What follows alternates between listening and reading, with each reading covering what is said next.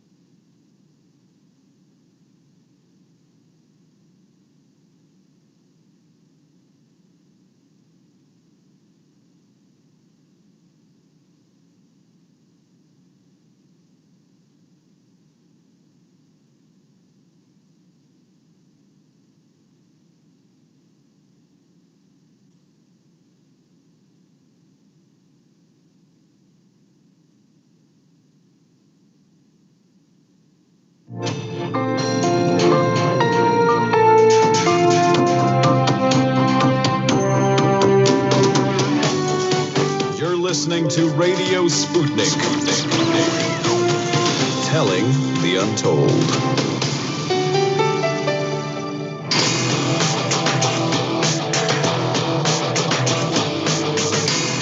Fault lines.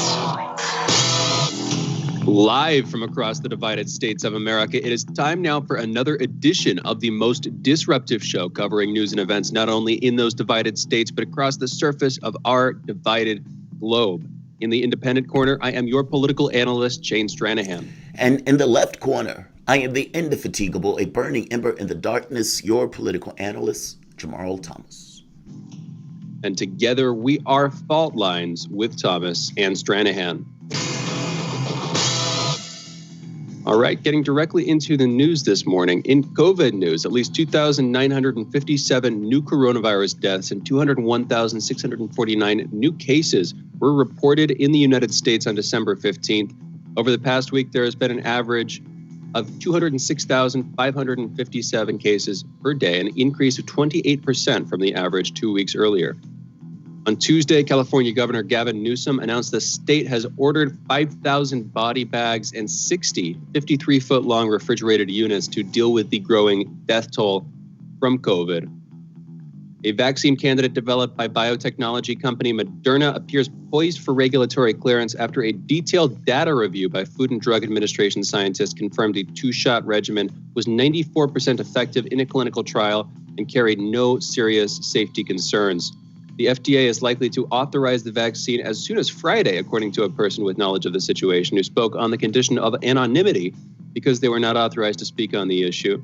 Anticipating that decision, General Gustave Perna, who is overseeing the federal effort to develop and distribute vaccines, said Monday that the U.S. was preparing to ship almost 6 million doses of the Moderna vaccines to 3,285 locations in the first week. Europeans, meanwhile, are set to receive coronavirus vaccines before the new year after the region's drug regulator accelerated its approval process following the launch of immunization campaigns in the United States and Britain. The European Medicines Agency, that's the EMA, said that an expert panel would convene on Monday, December 21st to evaluate the vaccine made by U.S. company Pfizer and German partner BioNTech. Germany should start giving vaccine shots 24 to 72 hours after the BioNTech Pfizer vaccine gets EU approval after it's cleared, and that could begin as soon as Christmas, according to Health Minister Jens Spahn, saying this yesterday. Republican Mayor Joyce Warshaw of Dodge City back in the States, meanwhile, in western Kansas, announced in a letter to city officials and on social media Tuesday that she is resigning effective immediately because she has received threats via phone and email towards her and her family after she publicly supported a mask mandate. I don't mean to be too harsh here, but that seems a bit of a cop-out. It seems like if you're a public servant, you will pretty consistently get death threats from folks, particularly in a time of crisis like this. Again, it shouldn't be, but that's par for the course. The fact that she's stepping down, I don't know. I mean, not going to try to keep somebody in office if they don't want to be. That's probably not a recipe for a better administration. One last headline here real quick. In coronavirus news, Mackenzie Scott, ex-wife of Jeff Bezos, has given $4.1 billion in the past 4 months in pandemic philanthropy, apparently. In addition to the past 4 months, in July alone, she donated $1.68 billion. Hundreds of nonprofits, universities, community development groups, and legal organizations have received the funds using a data-driven approach to identify organizations with strong leadership and results specifically in communities with high food insecurity, racial inequity, and poverty rates, quote, and low access to philanthropic capital, end quote. She described the coronavirus pandemic as a wrecking ball in the lives of Americans already struggling, that is a quote, and noted it has been worse for women, people of color, and those living in poverty.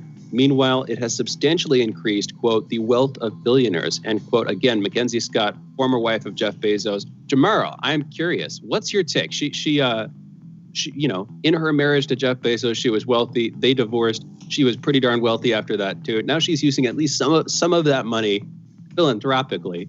Want to give her credit for that. But how much credit do you think we should give her? Jamarl, what's your take? I mean, let me say it this way. As an individual who looks at the world and thinks there's a problem, I want to help. If you're a billionaire, if you're anybody else, God bless, right? I mean, that's a good thing. That's not necessarily a bad thing from the individual's perspective. From a larger perspective, this is embarrassing. And this is deeply problematic and honestly shameful and disgraceful that the United States requires billionaires to basically take it upon themselves to try to help, because the American public, or for that matter, the government itself, has abdicated all responsibility in doing so. I mean, honestly, are you okay with this? I mean, should our food banks, should our, the assistance that we give entirely be reliant upon the kindness of billionaires to throw pennies out? I think that's appalling. If we as a society wanted to do this and should do this, you should tax her. You should tax Bezos, and you should use that to ensure that the public itself is made whole. The way to do it is not these random billionaires that basically dole out cash. Do you remember, have you ever seen, what is it, Carbon? What is it, Activated Carbon? It's the show that was on Netflix. Altered Carbon. Altered Carbon. I've seen little bits of it. Right. Altered Carbon, exactly. Right. Yeah. There's a scene in that's really good, where the billionaire, he's like a trillionaire. He has money, for many lifetimes. No plot spoil, man. Well, but he goes out. Go ahead. No, I've seen the first handful of episodes, and I was considering finishing it up at some point. Not to mention folks in our audience. So if you're considering watching the show, I'm not going to tell anything about the plot. I promise. Yeah. No plot tales. I have a tendency to do it. I'm not going to do it. No, there's a scene in that though where he goes out to the poor, and all of these people are hungry. All of these people have illnesses. They're starving. They have like leprosy or something like that.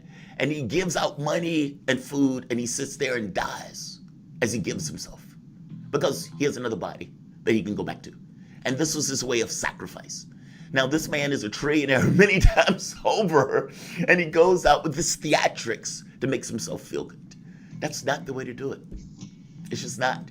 I applaud her as an individual, but that's not the way to do it. That's embarrassing that she has to do that. I hear you on that one. There's a deeper conversation to have there about the structure of our society and what we want to incentivize and stuff. But we're in the headline segment, man. We're about halfway through in terms of time, and I'm about a quarter of the way through in terms of text I've got to read here. So I want to get back to it. But interesting conversation to have some other time, and in some senses, I do agree. President-elect Joe Biden has chosen Pete Buttigieg as his Secretary of Transportation. That came out yesterday. Buttigieg is a former U.S. Navy officer and the 32nd mayor of South Bend, Indiana, and a rival of Biden's in the DNC primaries earlier this year. Biden has not yet picked his Attorney General, Commerce Secretary, Education Secretary, Energy Secretary, Secretary of the Interior, or his Labor Secretary. Those, as far as I can tell, are the main picks remaining. McConnell yesterday congratulated Joe Biden for his election win, also asking Senate colleagues not to stage any stunts when Congress meets for a joint session to ratify the election on January 6th. President Trump responded, tweeting at nearly 1 a.m. on Wednesday, and I'm going to quote here, Mitch, 75 million votes, that's in all caps, a record for a sitting president by a lot. Too soon to give up. Republican Party must finally learn to fight. People are angry, ! End quote. That is the text. That's what he has to say. That's a characteristically Trumpian short spiel there. And he's right. A lot of people are angry, but I'm also guessing some people are angry because Trump is still angry too. The head of the U.S. Space Force revealed Tuesday he has met with members of Democratic President-elect Joseph R. Biden's Pentagon transition team.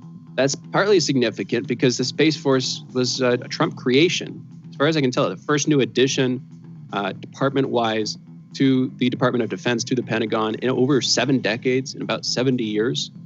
So a significant creation of Trump's, even though it's still a little fledgling department at this point. But again, they're working with Biden's transition team as Biden comes in. An audit report, meanwhile, this weekend in sort of general national political news, an audit report was distributed this past Saturday to the Iowa Democratic Party State Central Committee at a meeting identifying a series of errors made by the DNC, the Democratic National Committee, the Iowa Democratic Party, and App Company regarding the February DNC Iowa caucus fiasco. The audit states the conversion tool had coding errors that spit out inaccurate numbers and caused confusion about the accuracy of the results, eventually leading to delays in reporting. But the state party's app never malfunctioned, nor was hacked, the report concludes. The audit was conducted by Bonnie Campbell, the former Attorney General of Iowa, and Fager Drinker, an international law firm. The team conducted dozens of interviews with top Iowa Democratic Party staffers, employees of Shadow, and representatives from the Joe Biden, Bernie Sanders, and Pete Buttigieg campaigns. And I believe the head of the Iowa Democratic Party had to resign over this scandal. By appearances, the Iowa Democratic Party didn't really make the mistakes. It was the DNC who, in the last couple of weeks before the caucus, did a sort of substantial rewrite with Shadow of the field ops that the apps would be doing. So they basically, as a software engineer, looking over the story, I'm sure you know what I'm talking about. They substantially rewrote how the app was supposed to work, and they did that right up against the threshold of when the caucus was supposed to begin. And so, even if you buy into the idea that there was no deeper collusion, that the DNC wasn't up to some shady stuff, that alone is a mistake. Doing it right up against the threshold there, doing it so close to the caucus, is going to introduce some problems simply because, software is a little bit complicated and bugs happen. You need to rule those out, iron those out. Before we move on, Jamarl, I've got more headlines here, but what's your take on this? So one of the greatest parts, there are two really good parts. Three, they assume that it was all a mistake, meaning they give the benefit of the doubt. But if you give the benefit of the doubt, you're making an assumption. You don't know that, especially considering what took place in 2016. But fair enough, you get the benefit of the doubt. On the second part, the DNC doesn't sit for an interview. They refuse and rebuff the interview, basically saying we have to focus on the election. We don't have time for this, or something to that effect, or the transition or whatever. And then the greatest part was when it gets to this notion of why the DNC did it. The DNC did it because basically they wanted to ensure that the correct results got back to the DNC. Think about that. They did, meaning they're being overly intrusive, overly pushing the Iowa Democratic Party in order to use this app. Now, the Iowa typical results worked.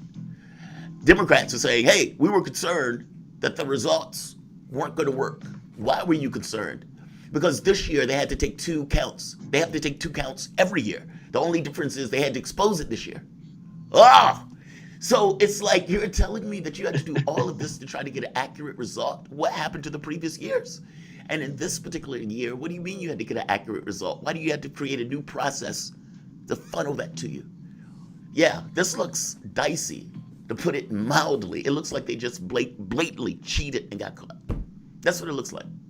So I hear you. We can come back to that, and we will, both in future headlines and as a topic, I'm sure, later on in the show and in other shows. In any event, more headlines here, specifically in international news. And this is a long one. I wanted to make sure we got some coverage of this one. The European Union on Tuesday proposed new rules for online businesses that will potentially force fundamental changes in the business practices of digital giants such as Google, Facebook, Apple, and Amazon. If they're enacted, a process which would take several years, the rules would affect every company conducting business on the internet within the union.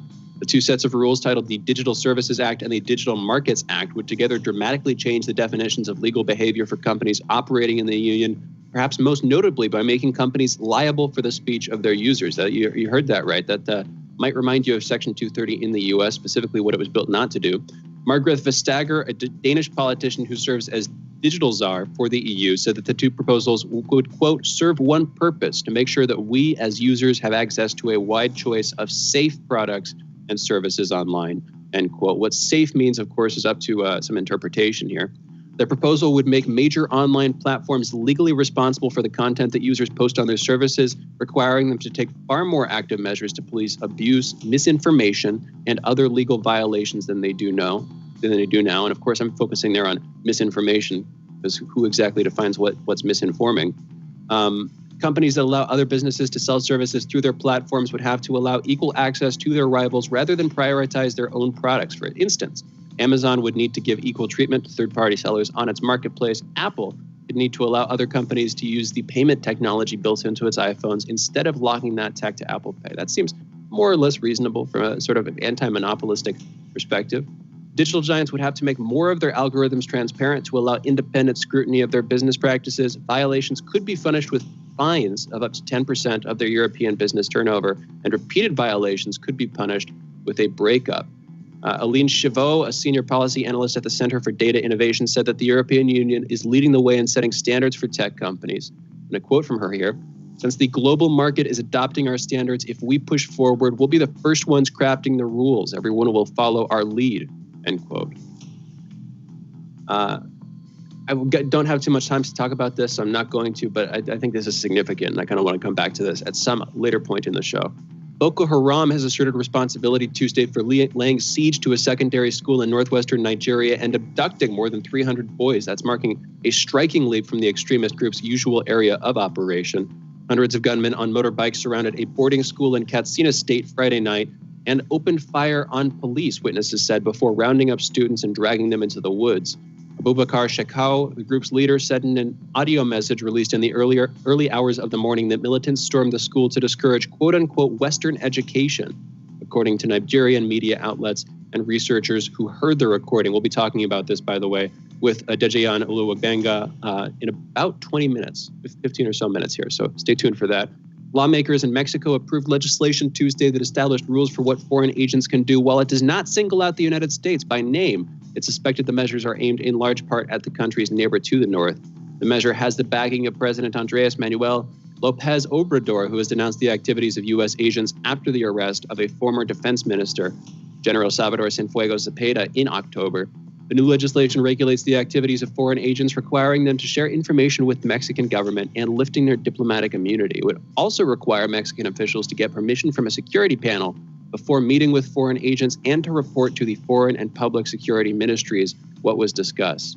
Attorney General William P. Barr said in a statement last week that the legislation would make quote-unquote cooperation between our countries more difficult.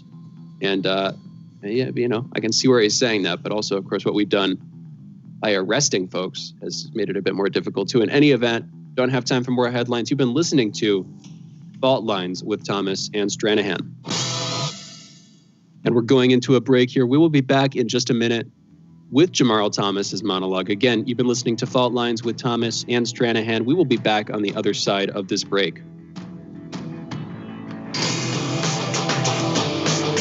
Fault Lines. Radio Sputnik. We speak your language. Find us at SputnikNews.com. Are you bored? Are you lonely? Do you need a hug? Well, we can't give you that, but we can keep you up to date on Radio Sputnik.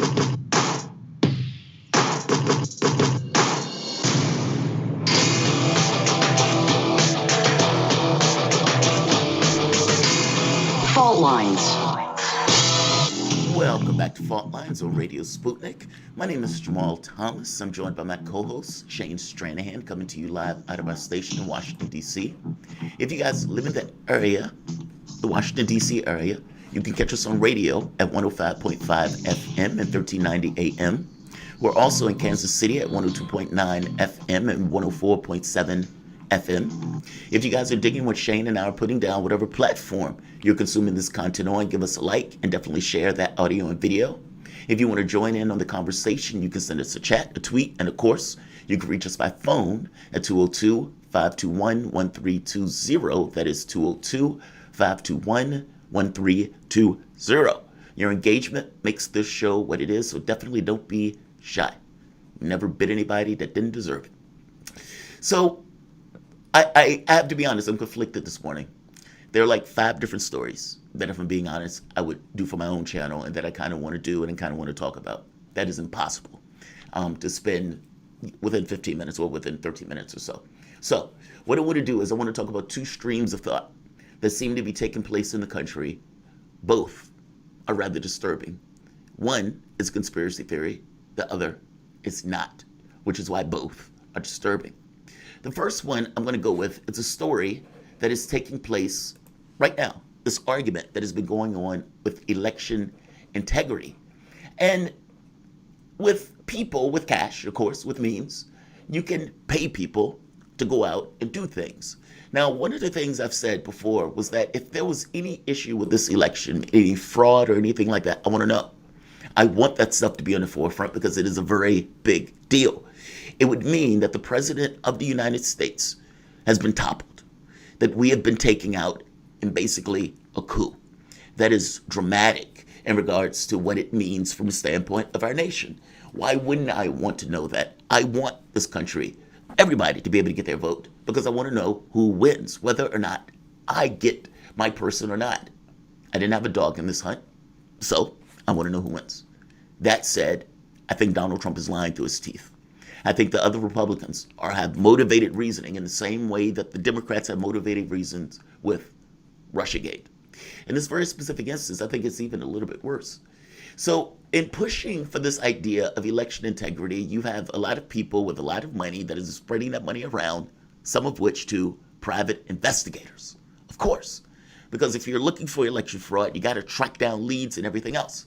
And since it's been flaming out and failing miserably in court, of course, there's always going to be somebody with cash that can give a private investigator money to follow up leads that for whatever reason the court cases keep throwing away. One such person is a former cop, Houston cop, Mark Aguirre. Now, Mark Aguirre was given a bunch of money by a Republican, I think $200,000 or so, to basically go find election fraud.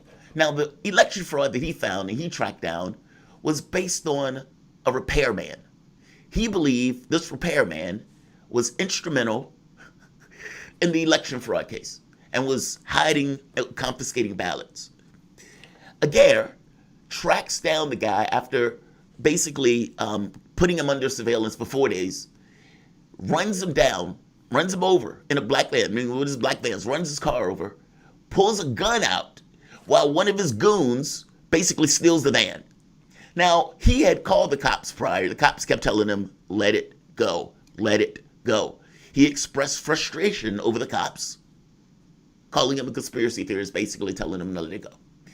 And when he did that, well, you broke the law. You flagrantly broke the law over something you didn't have a shred of evidence over. This was purely a conspiracy theory that almost got this man killed. Mark, hopefully, is going to jail over this. There will be no consequences for the Republican that was pushing him because the Republican didn't tell him to do that. Mark did it on his own, believing that he was going to find this election fraud that Donald Trump had been talking about. He did not, and he may be going to prison for it. The other story that is running in the line with this election fraud stuff, because keep in mind, Mitch McConnell just came out and congratulated Biden. I would make the point that Mitch McConnell probably loves this. He is probably giddy that Joe Biden is going to be president, because I don't believe for a moment that Mitch McConnell liked Trump. Mitch McConnell understood politically that he had to live with Trump and withstand Trump, and he had the sense enough to have political optics and theater and cast the image around him that he was with Trump. He was eager like nobody's business. And he goes out and he tells Republicans, don't screw this up. A lot of people got to be there when Trump leaves. Don't screw it up. By the same token, Republicans realize that they don't want to be punished by Trump after the election. On the other side of this, you have a secondary story of stimulus. Now, this one also is disturbing because of the bipartisan nature of it. Sanders, Hawley, goes out and fights for America. Nancy Pelosi, if you remember, was pushing for $2.2 trillion. Trump, $1.8 trillion. Nancy Pelosi says, no, this country needs that money. How dare you keep that money from these people who need it? I refuse. I'm going to fight for America. That was Pelosi. The moment, of course, Donald Trump loses and Joe Biden gets in, okay, well, we can take a modest. We can take $1 trillion. We're okay with the $1 trillion. Now the number is like 790 something billion, basically by a team of bipartisan conservative and Democrats and Republicans. This money is horrendous, and it doesn't even entirely do what you needed to do. In fact, it's a double dip, meaning the people could take taxes out of money that they're basically getting for loans. And this is on top of the original loans going the overwhelming majority to the upper class, and to the basically big tech or big companies. Not big tech, big corporations. Hawley and Sanders has been fighting against this, while basically Democrats and Republicans agree. Nancy Pelosi, after ripping her shirt off, showing her superwoman thing, now basically says the world has changed. Joe Biden is elected. We have a vaccine. Trump has been defeated. I'll take the $800 billion.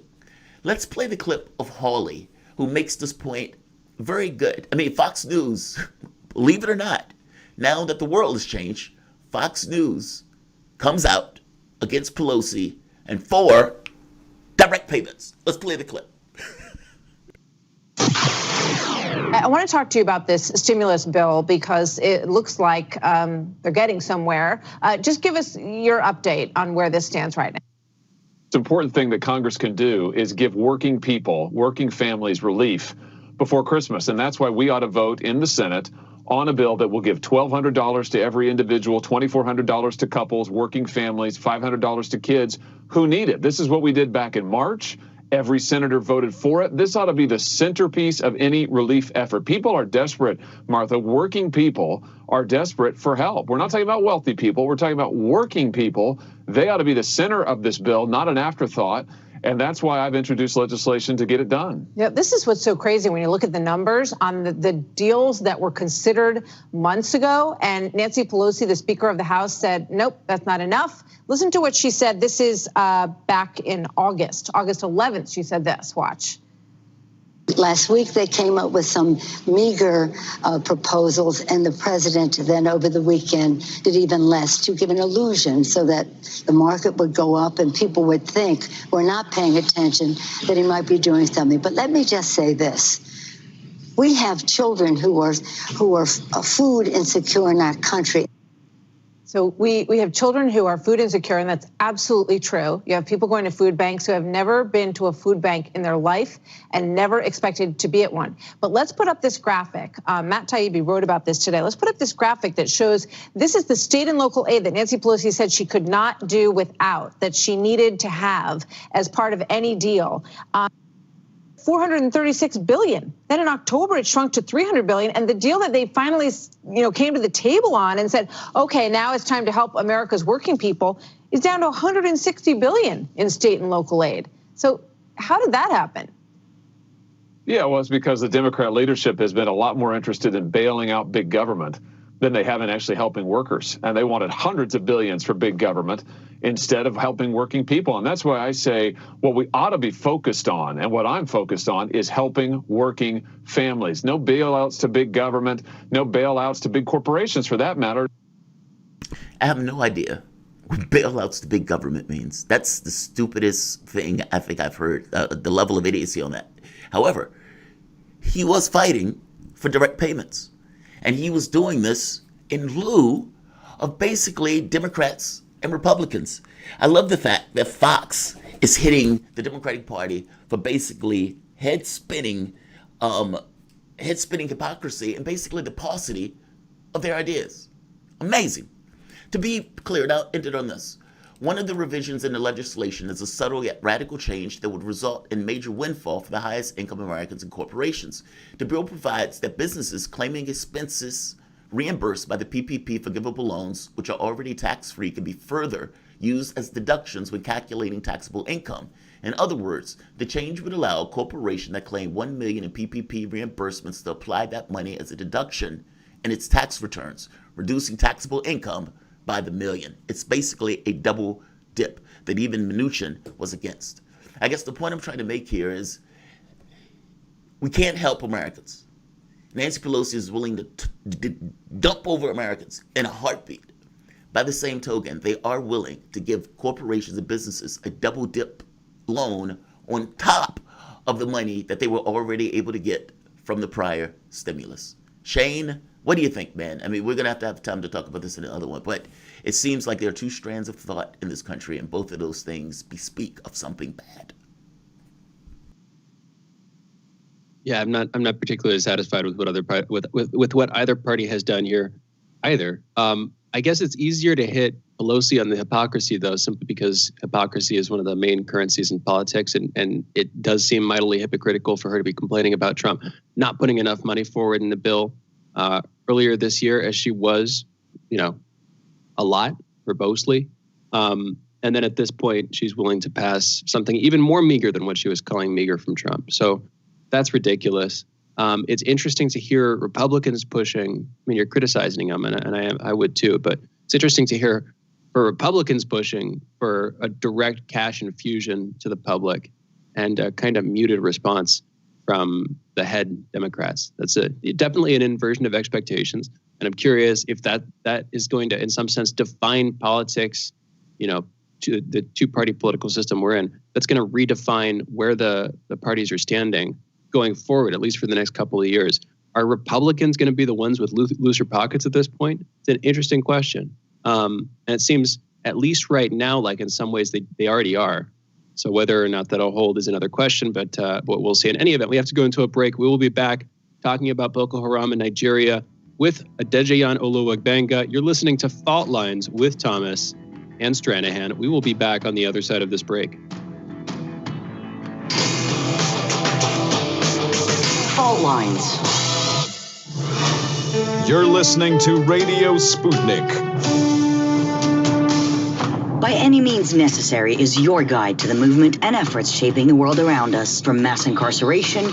No longer am I interested in or concerned with prison reform. I am interested only in the eradication of prisons.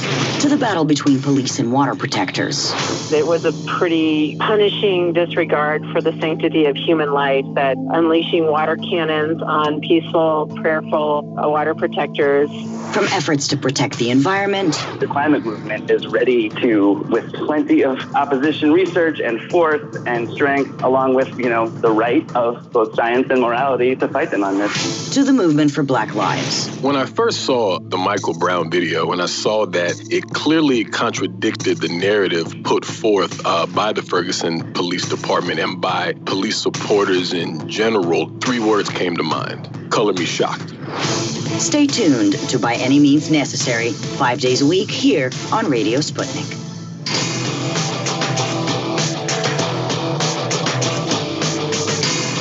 Fault Lines. And we are back. You're listening to Fault Lines with Thomas and Stranahan and Oluwagbenga. We have our guest, Adejayan Oluwagbenga. He is an award-winning journalist, opinion writer, and publisher with experience in Nigeria. He is also the online editor at withinnigeria.com. Adejayan, thank you for joining us. How are you doing this morning? Yeah, I'm fine. Thank you for having me. Thank you for being back with us. All right, I'm going to hand it over to you pretty soon here. I'm curious. We've been talking, we're reporting pretty continuously recently on what Boko Haram has been doing over this week, specifically in Nigeria, with the kidnapping of over 300 school children. I believe it was 333 was the last number I saw at a school of about 830 kids. So more than 1/3 of the kids there at this school appear to have been abducted by appearances. This comes as Boko Haram appears to be spreading in Nigeria. Dozens of rice farmers killed. We originally tried to bring you on to talk about this actually late last month or earlier this month, one of the two. In any event, what's been going on? Why this sudden upsurge of violence? What's happening in Adejayan? Yeah, thank you very much. Let me start by saying that the northern part of Nigeria is now regarded as the epicenter and theater of the banditry, kidnapping, and many other vices. The recent killing in Zabama area of Borno State, where at least 43 rice farmers were killed like animals, and the adoption of schoolboys in the Kankara area of Katsina State is a typical example of the non-challenge approach of the government to the security challenges confronting the North and Nigeria at large. In fact, let me say it is very annoying that the usual response of the government to the caseless killings in the North have been condolences, and the inability of the military and security forces to avert the continued wanton killings by Boko Haram in the North remain a source of serious concern, as it appears that both the federal and state government have lost the capacity to protect the people of the North. It's so unfortunate. The attack in Kankara area of Katsina State last week, sources in the community say that the government, which are the Boko Haram sect, at school shooting in the air while students ran for safety and scaling over their school fence. Though the president condemned the attack, charging the military and police to go after the insurgents and ensure that no student gets missing or armed. But it's so ridiculous that there's no drastic action even as we speak. I have to be honest. We've been following, like Shane said, these stories, and I am always. It's traumatizing to hear this stuff. I mean, because it seems so over the top. I typically don't bring the evil stuff in because I often think that this stuff is environmental, that pushes people into kind of certain positions, and then you can be cultured around a particular idea and so forth. But this just seems so horrendous. Mm-hmm. So what's the motivation for this? Is the motivation really just people, like needing to get, let's say, these kids to fight in their military, or to get kids to fight with them, or to grab these women for various unsavory things? Like, what is the main motivation here that these guys are pushing for? And why can't the government defend its population?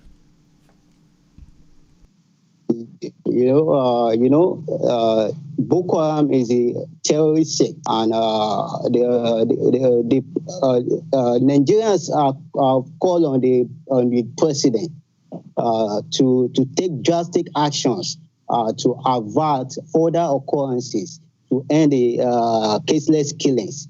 Many Nigerians have clamored for sacking of service ships, but amid the insurgency, despite the clamor for sacking of the service ship, some weeks ago, the presidency said that the president will keep these service ships as long as he is satisfied with their performance.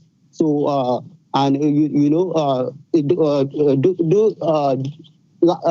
weeks ago, the president blamed the slain farmers for not getting military clearance before going to the farm. That is the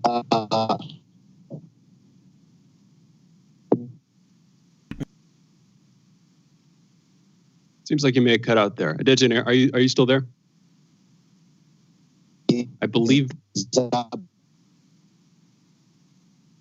he's out. I'm sad to say. It was interesting. And he was saying that the Nigerian government has only given condolences effectively, has not actually responded militarily to what's been going on. I'm curious why. I'm curious why the lack of response. Yeah. If because there's some so degree of drastic, connection right? in the government, or I mean, it's just over the top. What were you going to say, Jamarl? Yeah. Oh, I was just saying it's over the top. No, I was just saying, I was just saying I agree with you, the response thing. It was just over the top. 300 people taken. Or 100 people killed. I mean, initially they were saying it was like 50 farmers, and then they found out, no, 100 and something civilians that were involved in this stuff. And it just seems so over the top. And like you said, Shane, it's like, why doesn't the government get involved? Or why isn't there a military response, especially since it seems like this is a military issue? Absolutely. We do have him back at this point. Oh. Adejian, you're there, right? Yeah, I'm here. Okay. I'm curious. Why do you think the government has not responded? You were saying that the government has only given condolences. They have not responded militarily. They haven't sent out guard forces or military organization in any capacity, as far as you're saying, to try to prevent these or to try to take the kids back. Why do you think that is? What's going on there? Why not do that? Oh man, he's out. You know what? It's sad, but I don't know. We might have to cut this just because he is in Nigeria. The connection is relatively shaky. His connection is relatively shaky. It's an interesting story, and he is pretty well equipped to talk about it. But you can only do so much. For folks in the audience, you probably heard his internet connection give out there. I used to have a math teacher who used to teach differential equations, and he used to be one of the smartest people that I knew. And he could sit there, he could look at like a polynomial, these complex equations and solve it in his head. He could not communicate that to the rest of the class. You know what I mean? It's like all of this knowledge, and it's just stuck with you because of the way you come, the understanding of it. Yeah, it was God, man, that sucks. That's all. I'm fascinated by the story only because of the level of depravity in it. And I know that sounds strange. But I often think that if there's this much depravity in it, there has to be a reason for it. Even if it's not a good reason. I kind of want to know what it is. And so hopefully we can either get him back or somebody else that can kind of delve into this with a better internet connection.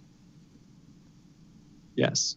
Yeah. Well, he kind of, he said they're a terrorist group, and that it's easy to gloss over exactly what that means. And I admittedly don't know exactly what that means in the case of Boko Haram. We've talked about them in the past. I've been following this for a couple of years, honestly, in different sort of light forms.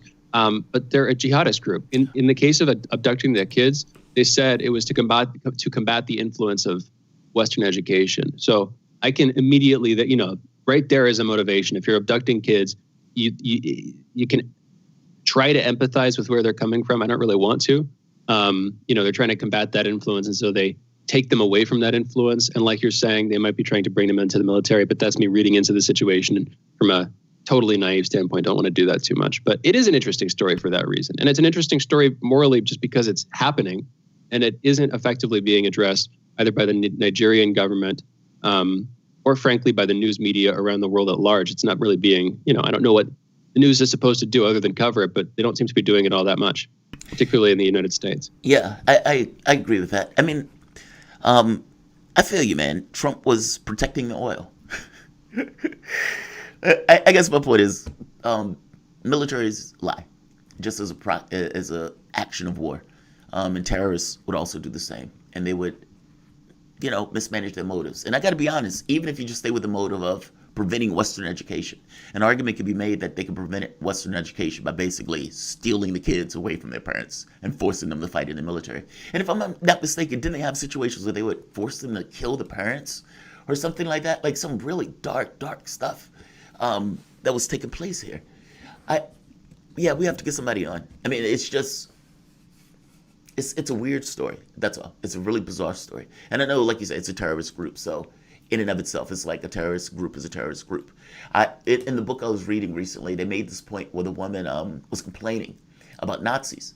And she was making this point like, I had a 4-year-old. Now, keep in mind, at this point, Poland has been trashed. Her stuff has been destroyed. Her house has been burned down to the ground.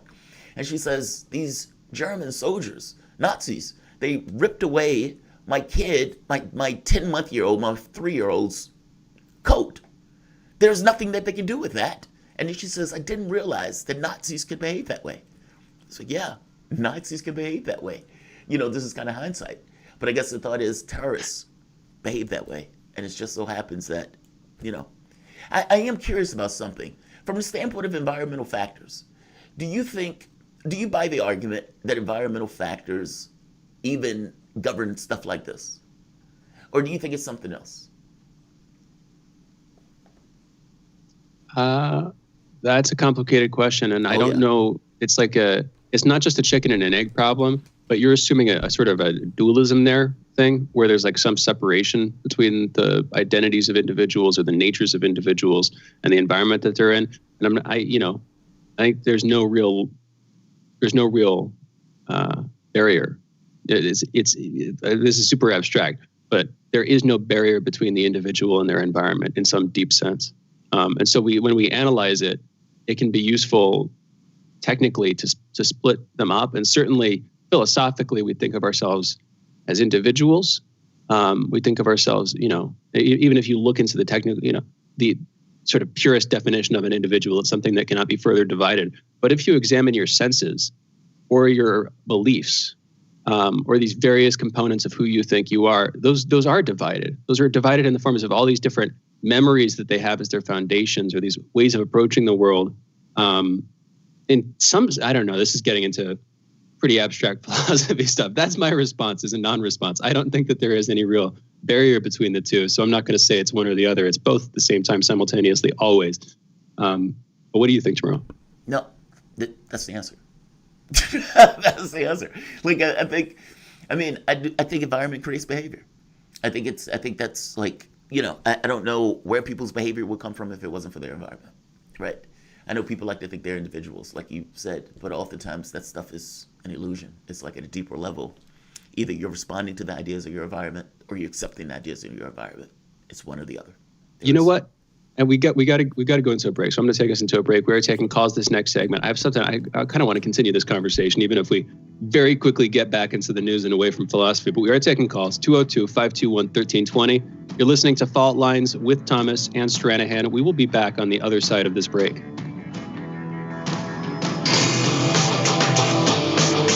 Fault Lines.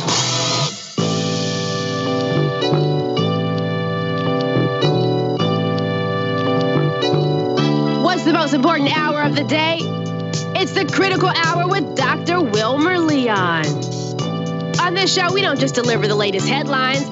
We divide the real from the fake.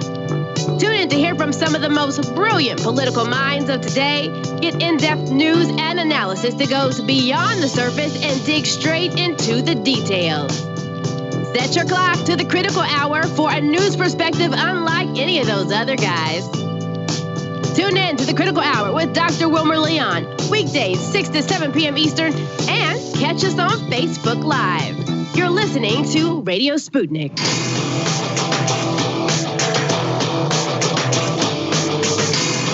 Fault Lines.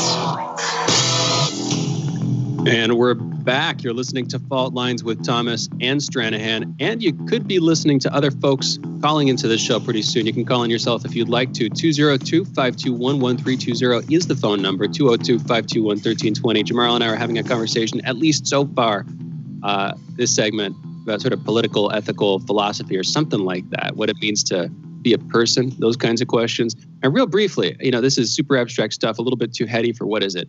7:46 a.m. Eastern, 6:46 my time, Mountain, South Dakota. But just briefly, I think part of what's gone wrong in sort of political and ethical philosophy over the past couple of hundred years, and it really is the past couple of hundred years, this is a deeper criticism, is that whatever ideological background you have, literally, from any one of the sort of simple three trivial ideologies of the last century, whether it's fascism, socialism or Marxism, or capitalist liberal democracy, as three broad factions, all of them kind of have at their basis a shared assumption, which I think is relatively unique to the modern era, which is that people, individual people, are sort of atomic individual entities within a society, whether it's a local society or a global society, is sort of, determined by whether you're a fascist or a communist or a capitalist or whatever.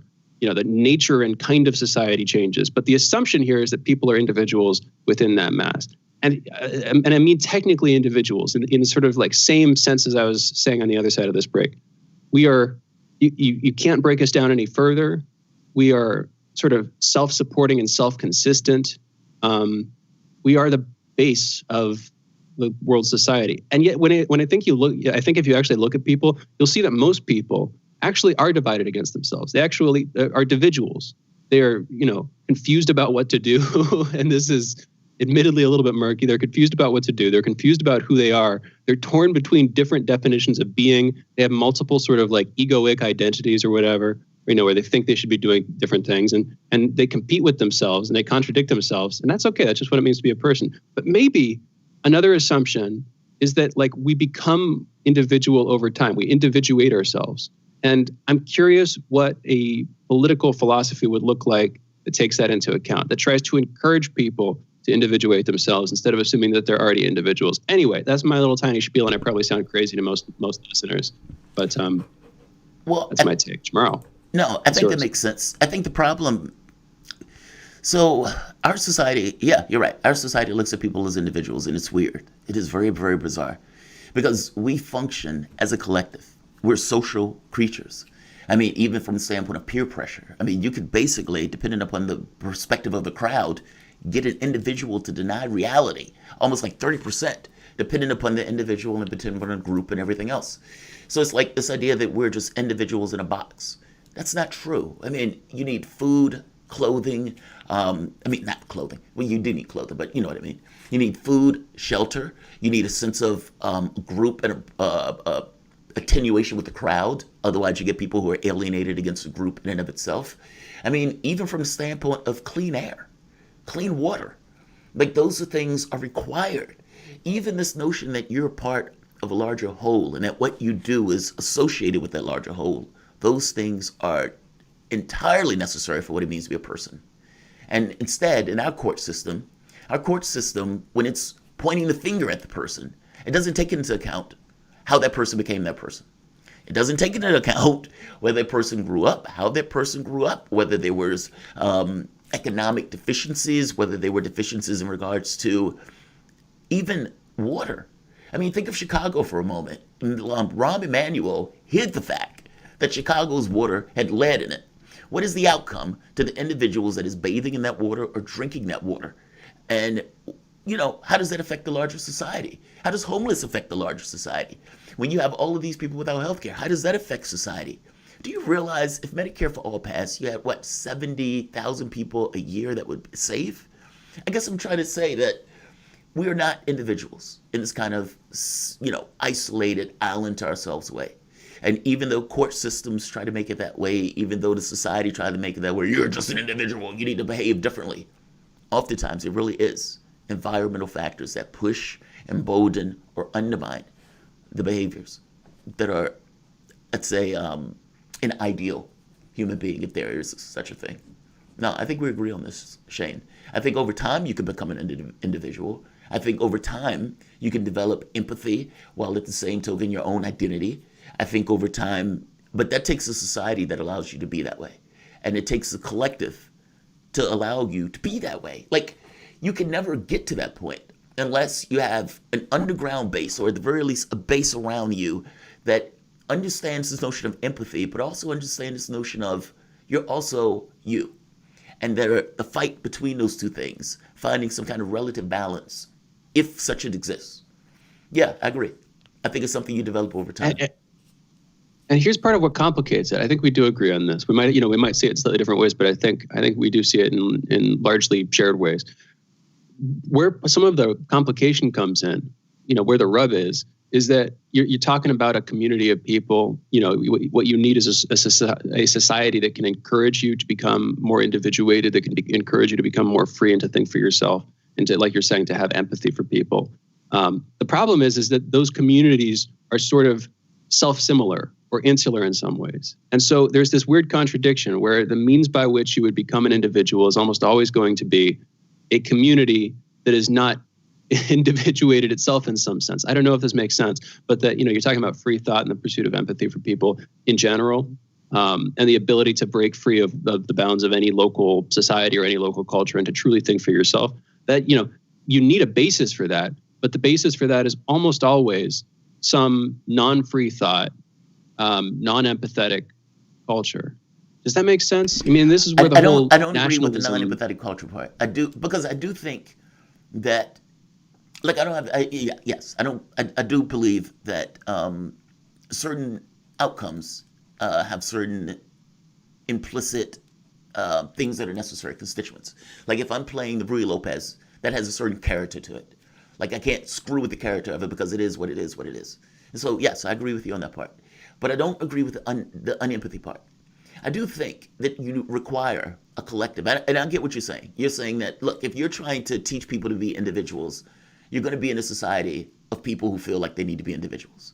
And if you feel like you're going to be in a collective society, then you're going to have people who feel like they need to be working together as a collective. I get it. I understand. I guess I'm saying, but I don't think it has to be that way. I mean, I do think there's something to be said for a society that understands that there is a base that you need for individuals to be whole. I think that's just, if a society is looking at it almost in this kind of social engineering way and says, how do we ensure that people live to be the best people that they can be? I do think that is a society that has empathy and that understands that individuals in the way they interact.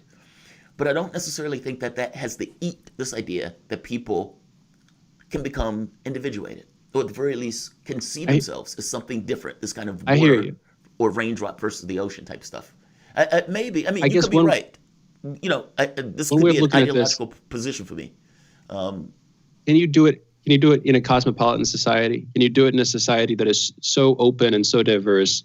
And so, like, one way of looking at this is that society is intensely atomized. Or to use like Emil Durkheim's thing, it has a bunch of enemy. It has a bunch of people who are separate from each other, who are sort of resistant to each other in some sense, and in a deeper way, deep down. It seems fairly rare that you find cosmopolitan societies, sort of world globalized societies that manage to simultaneously have a rich undercurrent of deep social contact, a rich undercurrent of real roots in terms of people empathizing with each other, getting to know each other on a deeper level. Usually what happens in cities, especially these days, but just in general, it seems, is people live in their box, you have intense inequality, and people's interests are sort of dissociated from either the interests of the people they know or could know, or from the interests of society at large. You see what I'm saying? It's like, that's part of where the contradiction comes in, is that when most people get socialized, deeply socialized in a way where they develop a sense of responsibility and a sense of curiosity and a sense of independence from society in a way that's good for them. It seems like that happens on a small scale outside of that kind of a globalized society. Does that make sense? What's your opinion? We got a caller. I don't want to like I said, long, what do you think, Jamarl? This could be an ideological argument for me. So don't misunderstand me. It's an unknown. I guess I'm saying I don't necessarily think they have to eat each other. I mean, you could be right. Like I said, this could be one of those things that the character of the Ruy Lopez is what it is.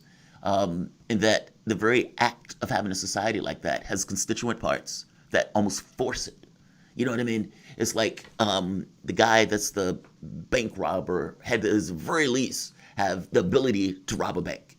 It's like there's no way around it. He has to be able to get over this idea that this is against the law, that this is the danger, all of that stuff, in order to do it.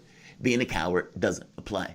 And it could be that, right, where the very act of being in society that understands this notion of individuality and everybody else, and it appreciates individuality, may loathe, or at the very least push back against a collective idea. But I don't think they have to eat each other. I guess that's what I'm saying. I don't think they have to. I understand why, and I understand the way our society has developed, but I can't necessarily say the development of our society is the only way our society could have developed. It's just the way it did. We have like individual dwellings, like our houses have individual rooms. It doesn't have to be that way. It's just because in our society, we're so ensconced in this notion of individuality that we put that stuff in. If it was a different tribe or something, that stuff might not be individuated in regards to the rooms. We make all sorts of assumptions in regards to how we are.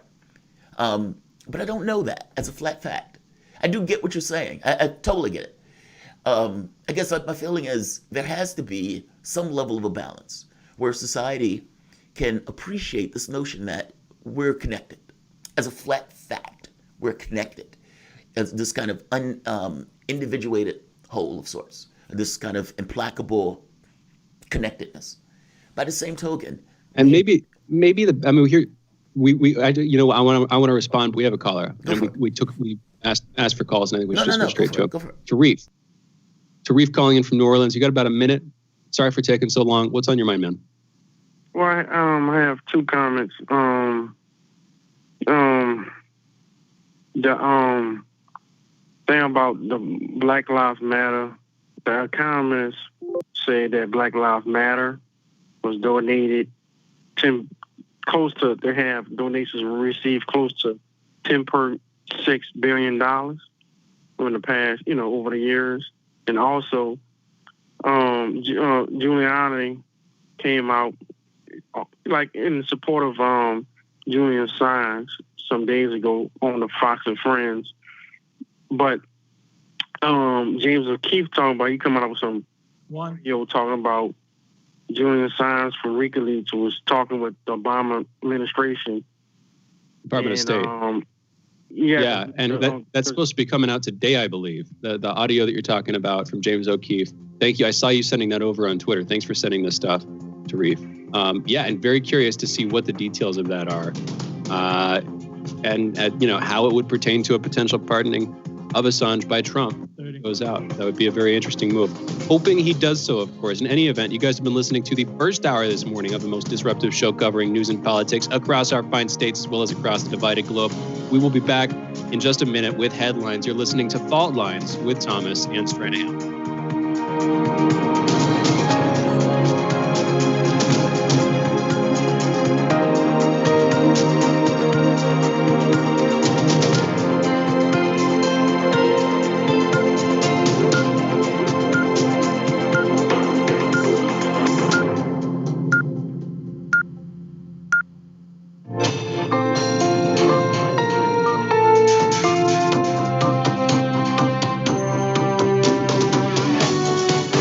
Listening to Radio Sputnik.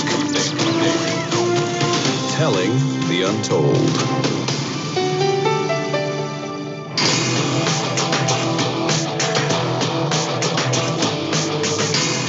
Fault Lines. Live from the divided states of America, welcome to your daily inoculation for propaganda. In the left corner, I am the indefatigable, the ever-vigilant, the last antibody to a sick and seizing political system. Your political analyst, Jamarl Thomas. And in the independent corner, I am your political analyst, Shane Stranahan. That means you are listening to Fault Lines with Thomas and Stranahan. Let's get to the headlines.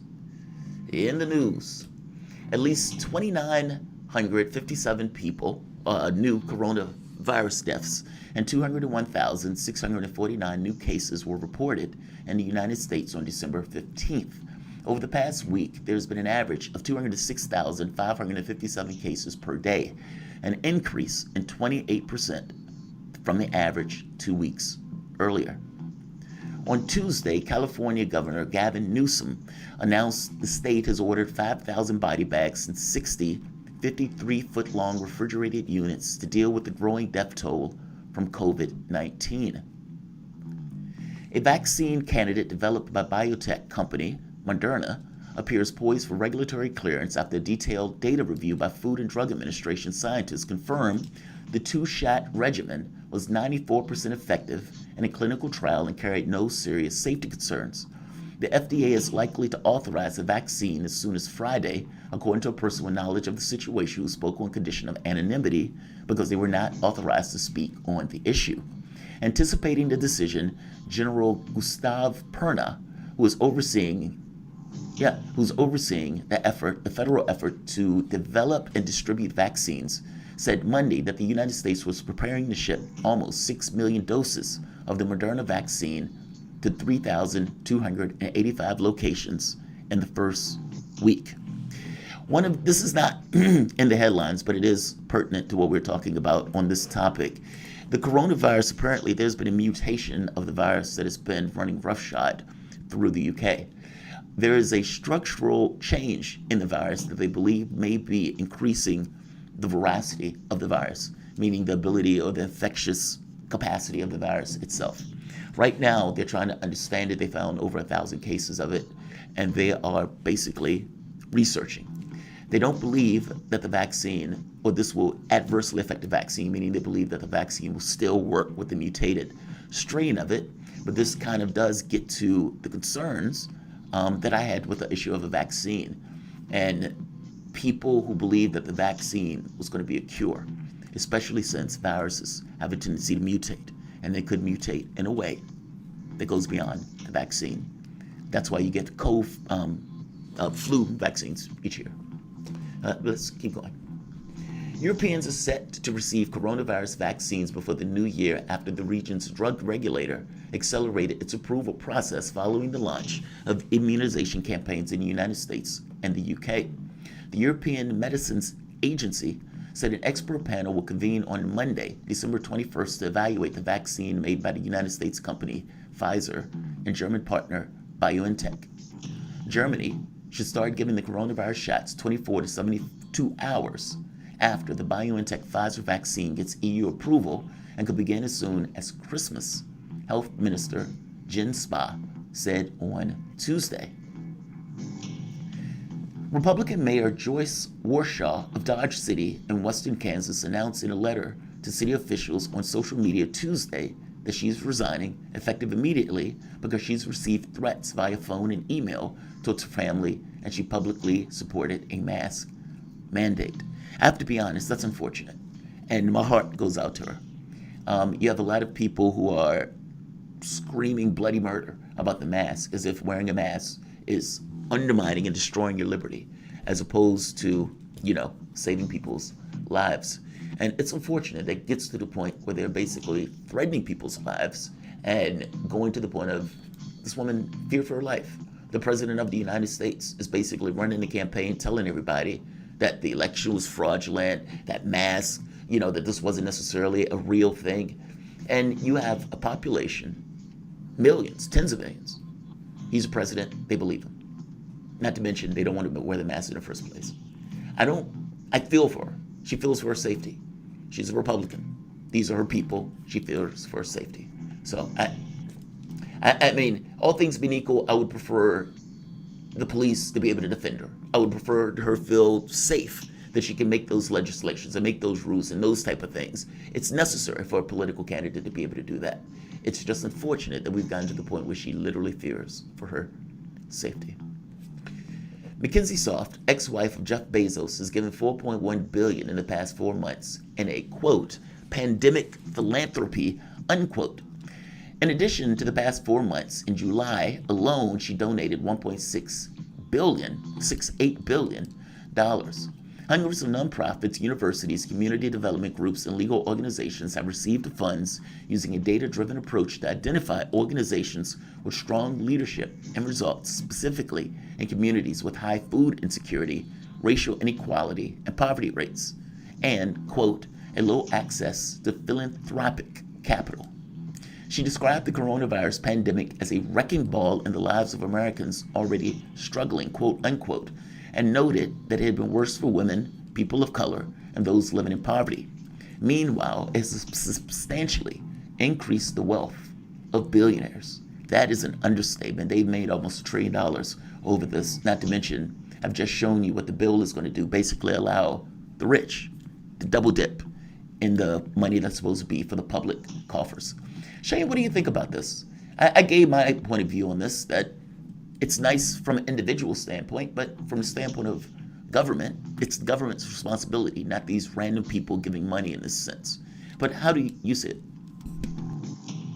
I think broadly it makes sense when somebody's giving up a lot of money to be like, okay, that's good. And then to look at what they're giving it to. If they're giving it to good causes, then you thank them for it and you just kind of do what you were doing. I mean, you can make the larger point that we live in a society that, like you're saying, could have taxed them and responded more effectively, that the government could have done that, and that it shouldn't be it shouldn't be the opportunity of the individual billionaire to give this money to try to solve social problems and probably buy influence, buy prestige, etc. I mean, another note for this is that she is not Jeff Bezos. That's obvious, but Jeff Bezos, owner of Amazon, is not the one making this massive philanthropic giveaway for the pandemic.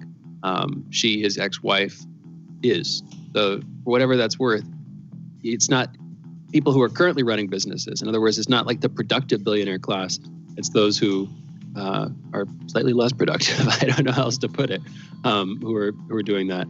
And again, I'm probably not making much sense here why that's important, but it's not like Jeff Bezos, Bill Gates, Warren Buffett, and the rest teamed up to give away 10% of their wealth to permanently solve these problems, which would be indicative maybe of where the business class as a whole is going. And even then, I get your criticism that, the government should just tax them and the government should respond effectively. I don't think any of it's good.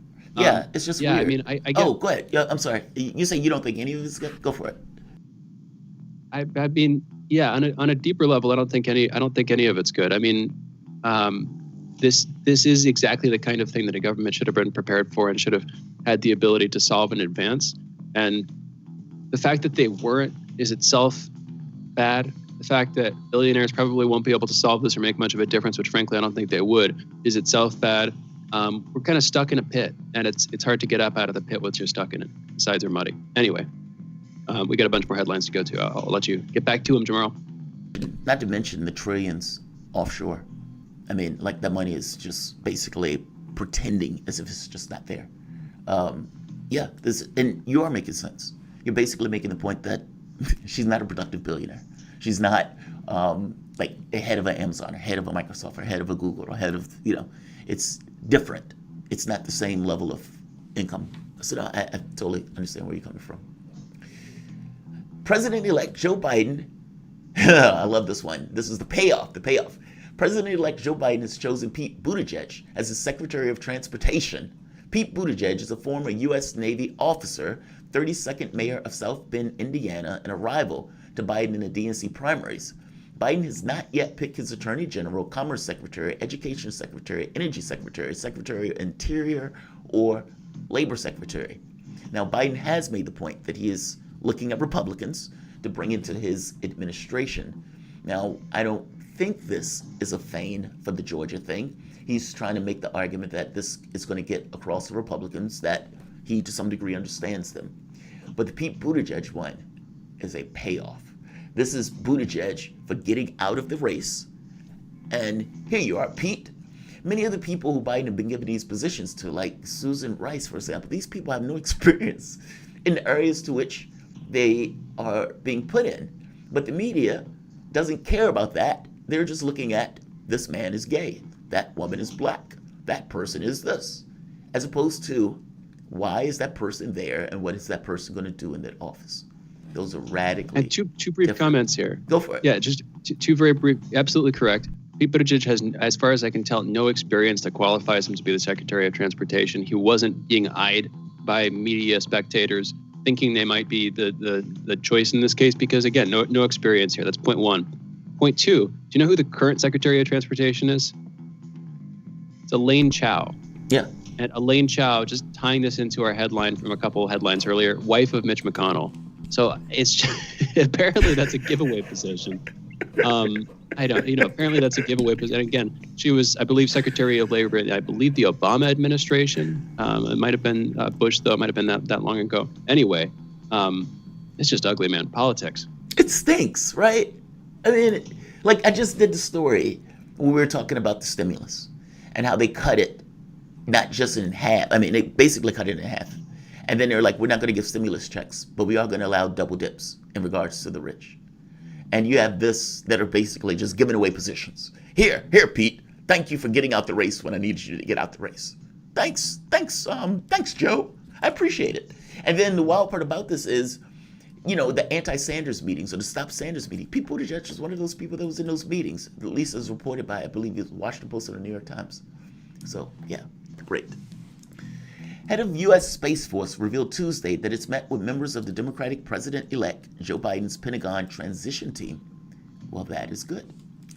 An audit report was distributed by the Iowa Democratic Party State Central Committee at a meeting Saturday morning identifying a series of errors made by the DNC, IDP, and the app company regarding the February DNC Iowa caucus fiasco. The audit states that the conversion tool had coding errors that spit out inaccurate numbers and caused confusion about the accuracy of the results, eventually leading to the delays in the reporting. But the state party's app never malfunctioned nor was hacked, the report concludes. The audit was conducted by Bonnie Campbell, the former Attorney General of Iowa, and I think that's Faegre Drinker, an international law firm. The team conducted dozens of interviews with top IDP staffers, employees of Shadow, and representatives from the Joe Biden, Bernie Sanders, and Pete Buttigieg campaign. The DNC refused to be interviewed by this. And the report squarely places the blame on the DNC. I think it even used the term squarely.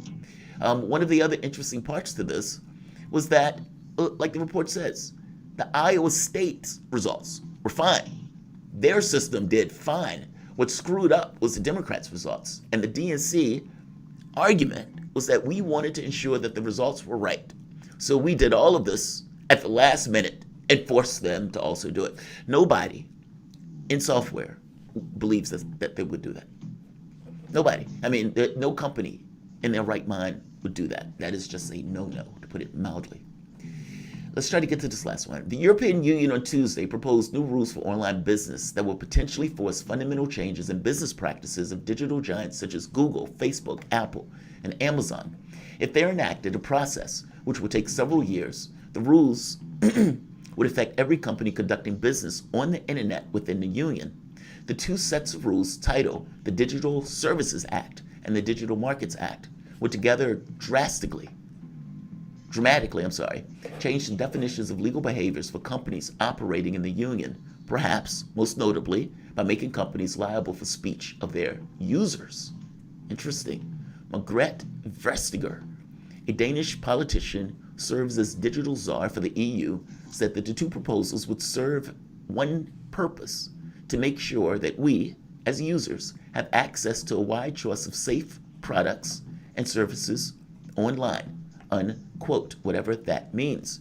The proposal would make major online platforms legally responsible for the content that users post on their services, requiring them to take far more active measures to police abuse, misinformation, and other legal violations than they do now. I'm going to end that here because we have to go into the break. But look, that's drastic. I mean, I think, that's going to revolutionize or change drastically the internet. And if you remember, part of the reason that the Section 231 is such a big deal is because if it wasn't there, we would not have the internet that we have now. And companies like Facebook and Google may not even exist in the way they exist. Those are your headlines. You're listening to Fault Lines with Thomas and Stranahan. Let's go to the break. You guys are listening to Fault Lines with Thomas and Stranahan. We will be back in a moment.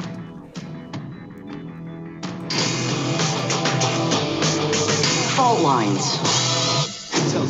Want to talk? Get in touch with us at radio@sputniknews.com.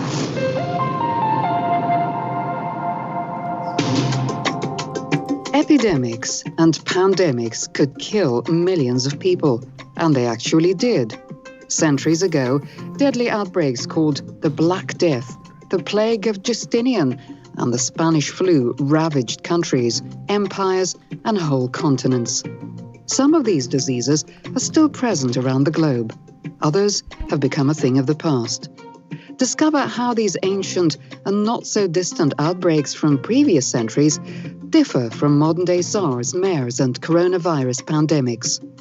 Listen to our new series, Outbreak, the deadliest epidemics in human history, this week on Radio Sputnik.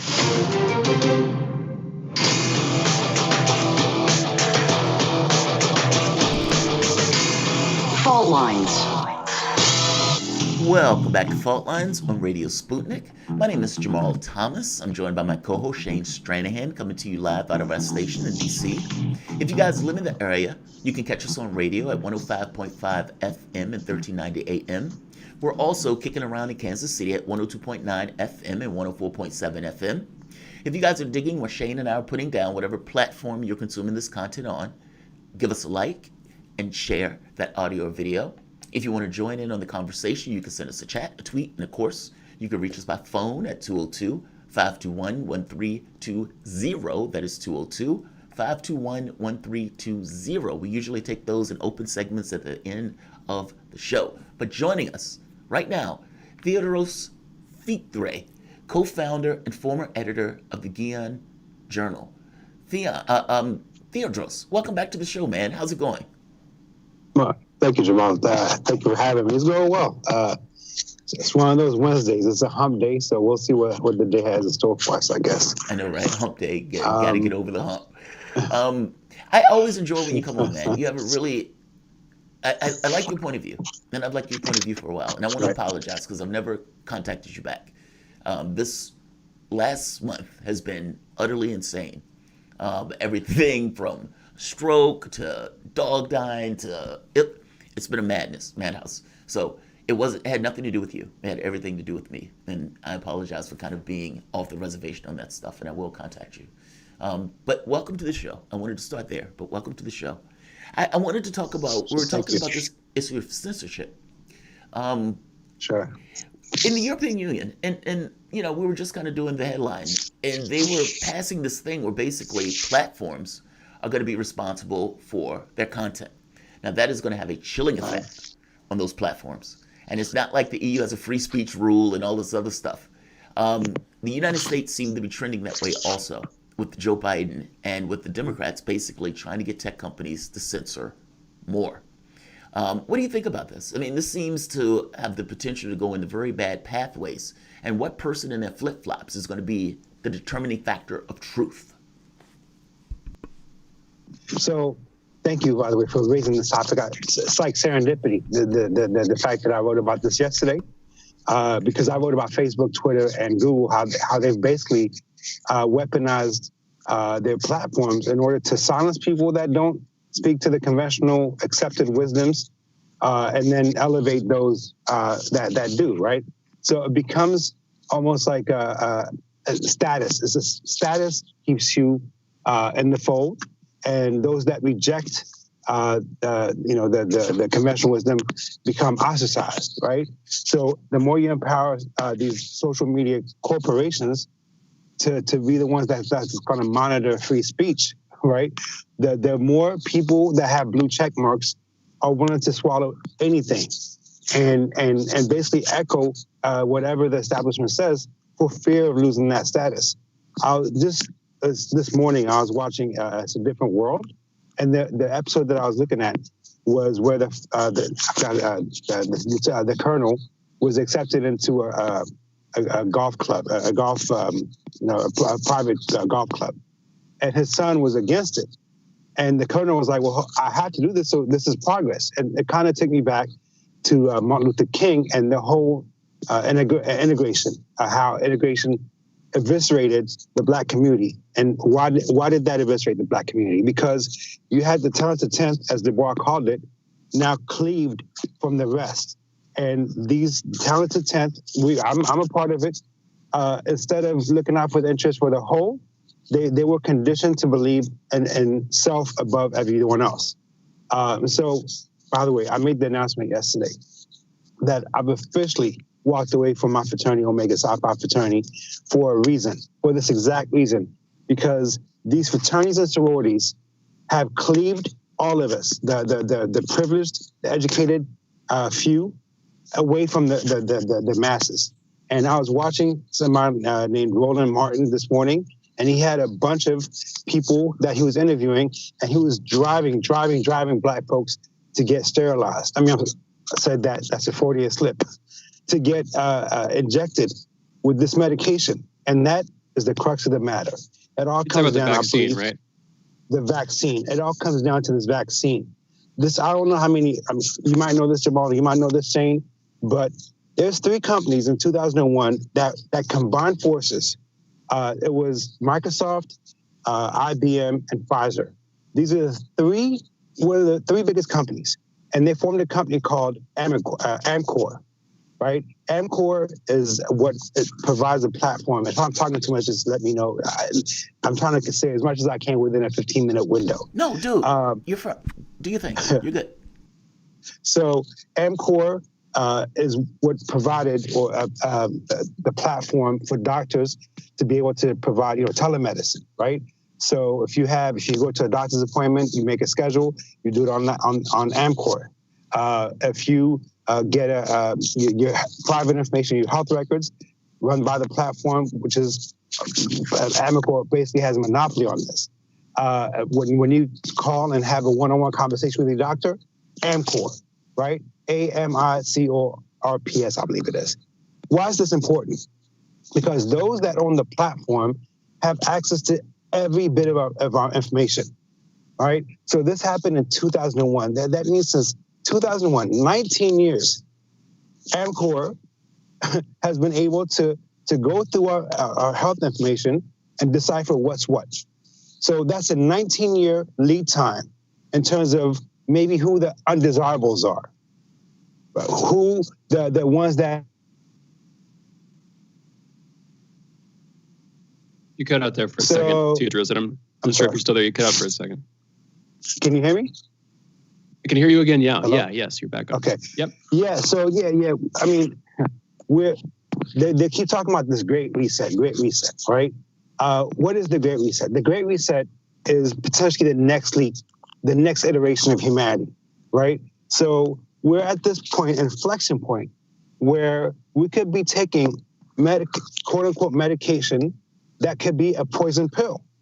And people like me that have been pushing back severely against this medication, this mass rollout, are being silenced.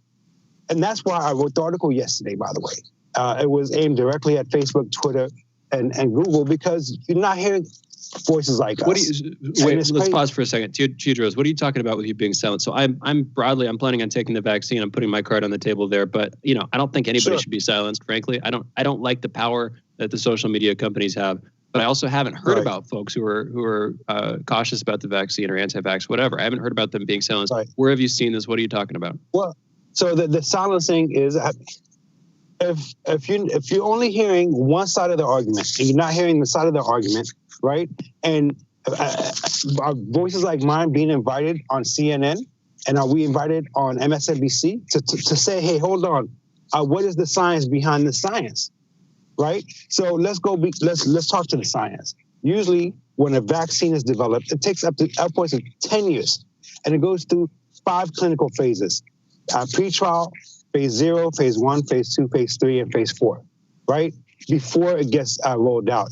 In this particular case, Pfizer and Biogen fast-forwarded through all of that. And they went directly to phase 3 and phase 4, right? So now you have to say, okay, what is the sample size that they're doing the study on, and is that representative of the overall population? Right? They had 44,000 people in the sample size, where America has 300 million people. How do we know that sample size represents the overall population? We don't know. They're not providing that detail for us. How do we know what the demographic is? How do we know what percentage of those people were healthy versus not healthy? None of that is provided. And most importantly is, what is the long-term repercussion of this virus? What if, hypothetically speaking, of this vaccine, what if within 6 months you end up getting blinded by this? That's one of the side effects. We don't know. This study encapsulated 3 months. They're no longer following these participants. They're not providing the names of these participants. We're supposed to just accept blindly what they're telling us. And here's my question to you, Shane. Where are people like me that are questioning this? And Shane, why are you taking this medication before you even know? Should you not do the due diligence before you say, okay, I'm going to offer my hand to this? Because here's my take. 300,000 people have died as of yesterday. In my opinion, we could have rolled this stuff out faster. I mean, I admit we should have done, I don't even know why I'm saying we. The vaccine, in my opinion, should have been implemented, should have been tested on folks faster. And yeah, there should have been a larger sample size. But like you're saying, if there's a chance that people are going to go blind, you're going to catch 22. Because if you sample it on 100,000 people and 10,000 of those people go blind, whichever condition comes in, then you're shooting yourself in the foot. If you sample it in a small population, because you're trying to minimize the potential downside of the vaccine, then like you're saying, the sample size isn't going to be representative.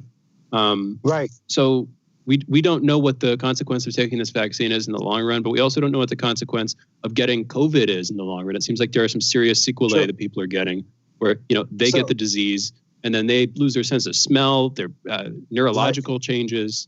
Long-term, we don't know what the consequence of any of this stuff is. And so you're kind of caught between Scylla and Charybdis. How do you respond? In some sense, it's not up to me, but I'm choosing to get the vaccine because I have some autoimmune issues. I'm pretty worried that if I were to catch the virus, I would suffer some more serious symptoms that might, cause me to have a long-term consequence. Anyway, go ahead. What's your take, Teodros? So this hits home to me. My mom passed away from COVID, well, complications of COVID on May 15th of this year. So I'm not dismissive of the concerns that people have. But on the flip side, my sister and her whole family had COVID in August, and they all, within 2 weeks, everyone was back to being healthy. So then we arrive at another critical point, which is if the survivability rate of COVID-19 is 98% or 99%, right? And if the efficacy of this supposed cure is 94%, by very definition, the cure is not better than the disease. Well, right? Well, but it is if you're giving it to folks who are liable, and this is admittedly one of the problems I would say with the vaccine, is that it's hard to know what the effects are going to be on people with comorbidities or people above certain ages, because especially when you combine the two, if you're above, say, 65 and you have some comorbidities, as far as I can tell, the vaccine wasn't tested on them. And they're exactly the people who would need it. But to just answer your question directly, if those people got the shot, they got the jab, as the British like to say, and it had a 94% efficacy on them, then, they're in a group that's predisposed to suffer the hardest effects of this thing. And, if you vaccinate them, then the assumption here, of course, is they would not be hit nearly as hard by it. So you could save a lot of those folks' lives. A lot of the people who would be killed, who are in the groups that would be killed, you might be able to save a lot of their lives if they get the vaccine. I think that's the assumption there. I'm not discussing any of that. No, it's just we're out of time. Teodros, thank you for joining us for this conversation. I appreciate you, Shane. I look forward to this conversation going forward as well. Thanks. Absolutely. Yeah, absolutely. Hitting up against a half-hour break here. For those listening, that was the voice of Teodros Fikre, co-founder and former editor of GuionJournal.com. You can follow Teodros on Twitter at Teodros Fikre. That is spelled Teodrose Fikre. You can also find his column at the Guion Journal. We're going into a break. We'll be back in just a minute. You're listening to Fault Lines with Thomas and Stranahan. Be right back on the other side of this break. Fault Lines. We are above all the latest developments, and we don't take any sides. Radio Sputnik, telling. Noli. Want to know how international issues fit into local ones and how local issues fit into international ones with the historical context to tie them together? Well, we're bringing it to you all by any means necessary.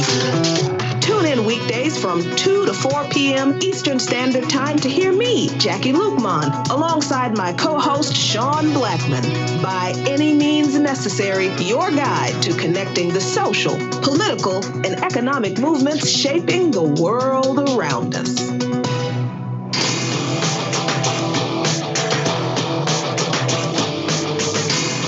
Fault Lines. Welcome back to Fault Lines. And Line. we're back.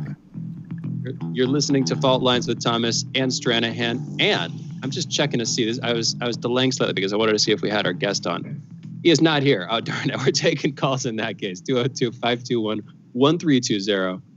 202-521-1320 is the number to call if you want to call us. Interesting conversation. And if I'd known we weren't going to have our next guest on at this point, I probably would have held Teodros through the segment because, back and forth. When we left him, I was like, oh. Because it felt like, it was like, man, people are trying to keep me off. And then it's like a 15-minute segment. Like a 15-minute segment. No, it wasn't planned that way. I promise it wasn't planned that way. But he makes a really good point. Like, there is a social pressure. Like, we can't see it, we can't touch it, we can't put our hands on it. It's almost like not real, and yet it is. At least things are real within the dimension to which they exist, right? So if you're in this kind of thought space, well, that thought space exists in a kind of space of sorts. And when you have this kind of social pressure of people with a belief set, if you have social media, which basically gives you a reality, it's not a reality in and of itself. It's a layered, manufactured reality on top of your regular reality. And if that particular reality feeds you information that makes you believe that the crowd believes something, despite the fact that the overwhelming majority of the public may believe something contrary, then you may get a situation where the public just believes that that's what the public believes. Like, that's his point. It's this weird social pressure on top of deceptiveness, where the individual who are in the society looks around and they believe that their world is solid. And the information that they're getting back from their world tells them a particular thing. Missing the point that whether you're talking about Facebook, Twitter, Google, if those are your sources of information, they could be feeding you something that is basically accepted. Not true, however. It's fascinating. I mean, because I don't think we've dealt with this. Like back in World War II, where you had the Nazis, where the radio comes out, and Hitler is talking to people on the radio, and they just are like, hey, this new technology, there's somebody talking to me on the radio. There's no way they would be lying about this. Well, FDR had fireside chats.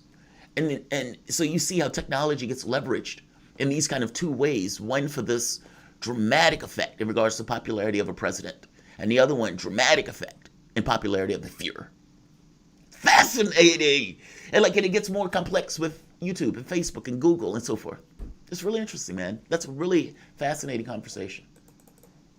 It is. Yeah, it is. And I don't see a way around it, frankly. I mean, and the degree to which we're, it's complicated because you're talking about radio. That's a sort of one-to-many means of distribution where the cost to get a radio station up, the cost to distribute radio, particularly across a wide area, is relatively high. It's decently expensive to do it. And particularly as the technology got older, there were licensing authorities where unless you were running like a pirate radio station, you had to work with the system, so to speak.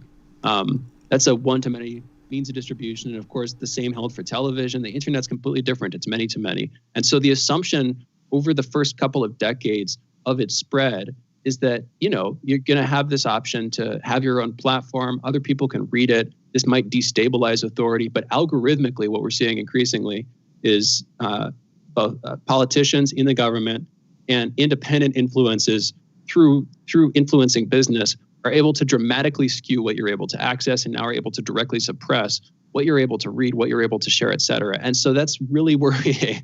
I mean, of course, if you're listening to this show, you probably think so too. I don't know where the heck this is going to go. But in any event, I know we have somebody who also likes to think about this stuff. Joining us now is Lee Stranahan. That's my dad, folks, former host of this show. He's a Sputnik News analyst and current host of The Backstory, a show airing Monday through Friday right here on Radio Sputnik from 4 to 6 p.m. Eastern. Lee, how are you doing this morning? Good, guys. How you doing? Good. Thank you for joining us. All right. Let's get into the Hunter Biden story. I'm curious where you're going to take this, especially with the news coming out in the last couple of days. Attorney General William Barr no longer part of the White House before Christmas. Apparently, according to Trump, he'll be getting pushed out well in advance, a couple of weeks in advance at least, of Inauguration Day. And when folks were expecting him to leave, as would be the norm on January 20th.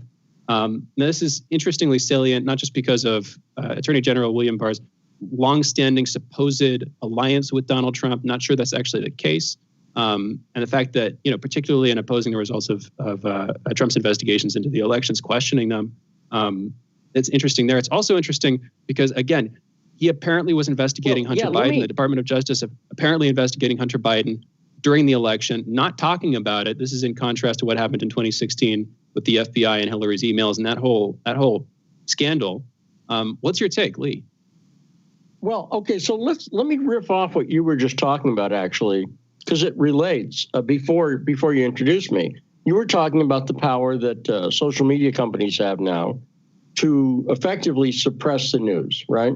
So let's talk about that for a second because it relates here.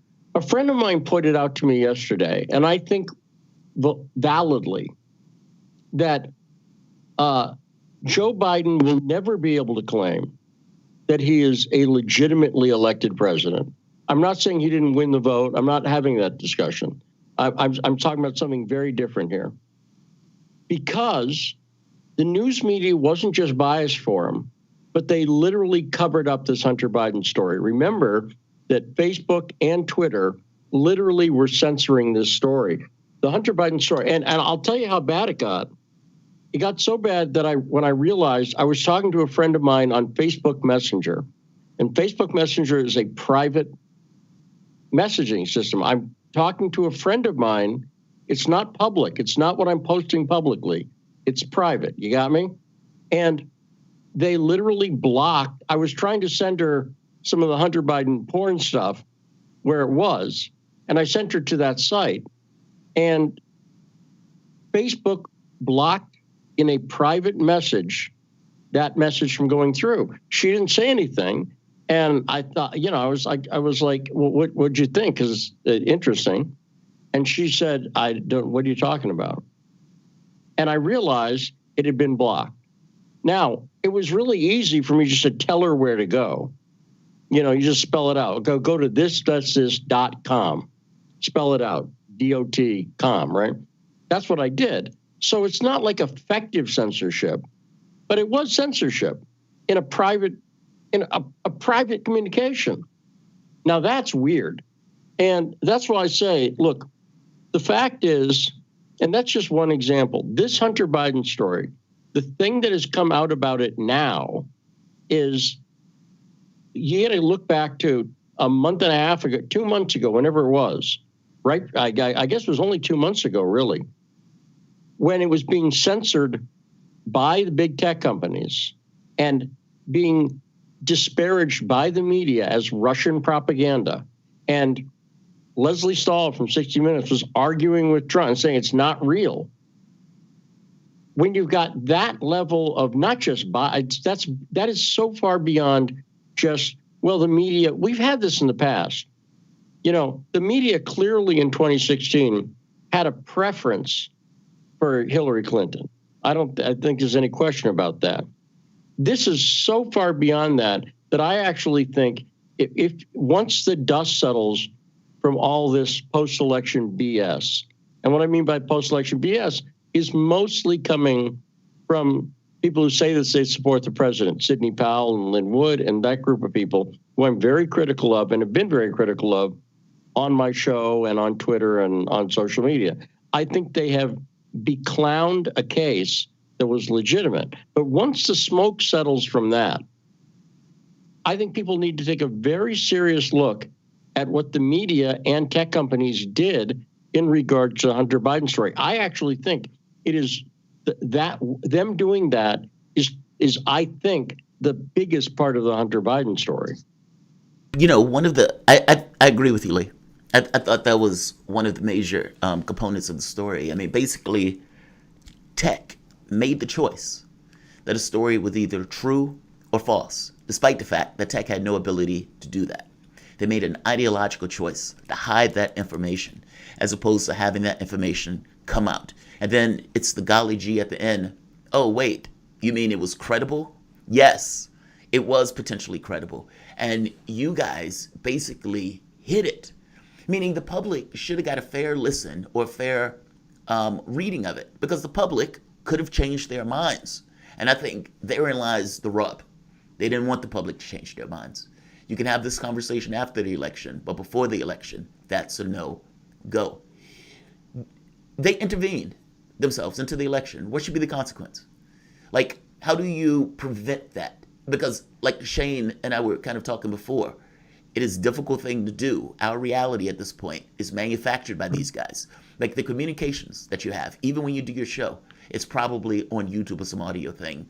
Even when you advertise, it's probably on Twitter. Even when you send messages, it's probably on Facebook. And all of that stuff is recorded. And all of that stuff is capable of basically being filtered. How do we get it grounded, Lee? Well, I think the first thing is, well, this is why I mentioned that the censorship wasn't hard to get around. It's because it's not hard to get around. And so what you don't want to do is here's what I didn't do. I didn't go, oh my God, I'm sorry. I just realized Facebook blocked that, so I probably shouldn't try to send it to you. You probably shouldn't see this. You see what I'm saying? I didn't give into it. I didn't just roll over and go, well. No, I guess my point is, I think the thing is, this is going to get worse.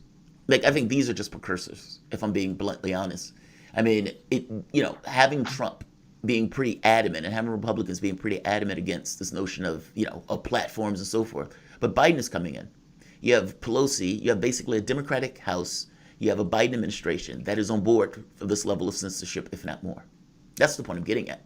it gets worse. It's not about it now. It's about later. Well, see, so here's the advantage of Biden being in office.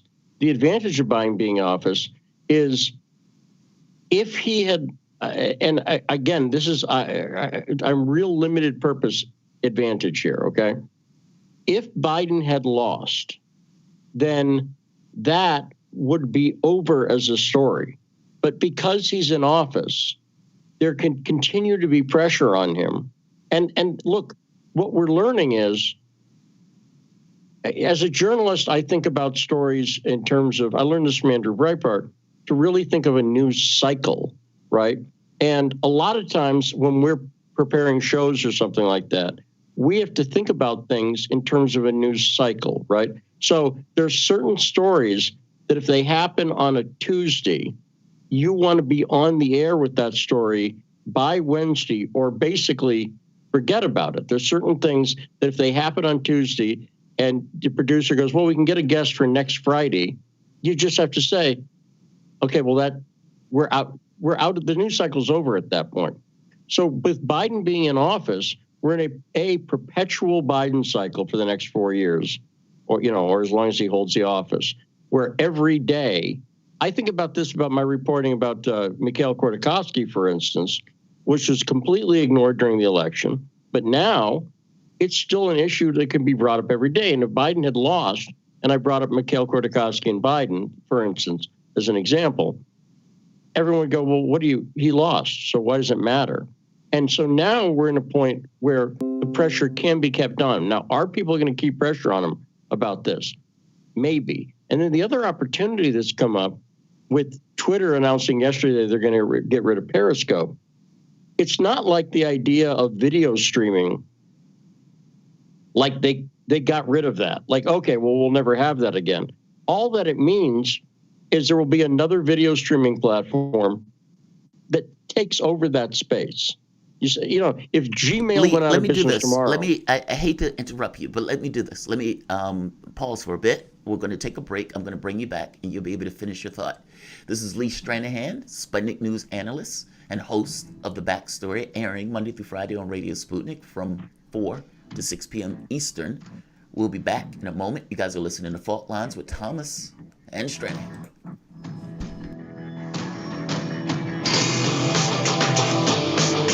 Fault Lines. What do we want? News, politics, and culture. When do we want it? Wait, we weren't finished. News, politics, and culture without the red and blue spin. Okay, so now when do you want it? Daily from noon to 2 p.m. Eastern Time. Okay, satisfied now? Never. Tune into Political Misfits on 105.5 FM in Washington, D.C. and on 102.9 and 104.7 FM in Kansas City, Missouri. Daily for our analytical fix. Don't surrender.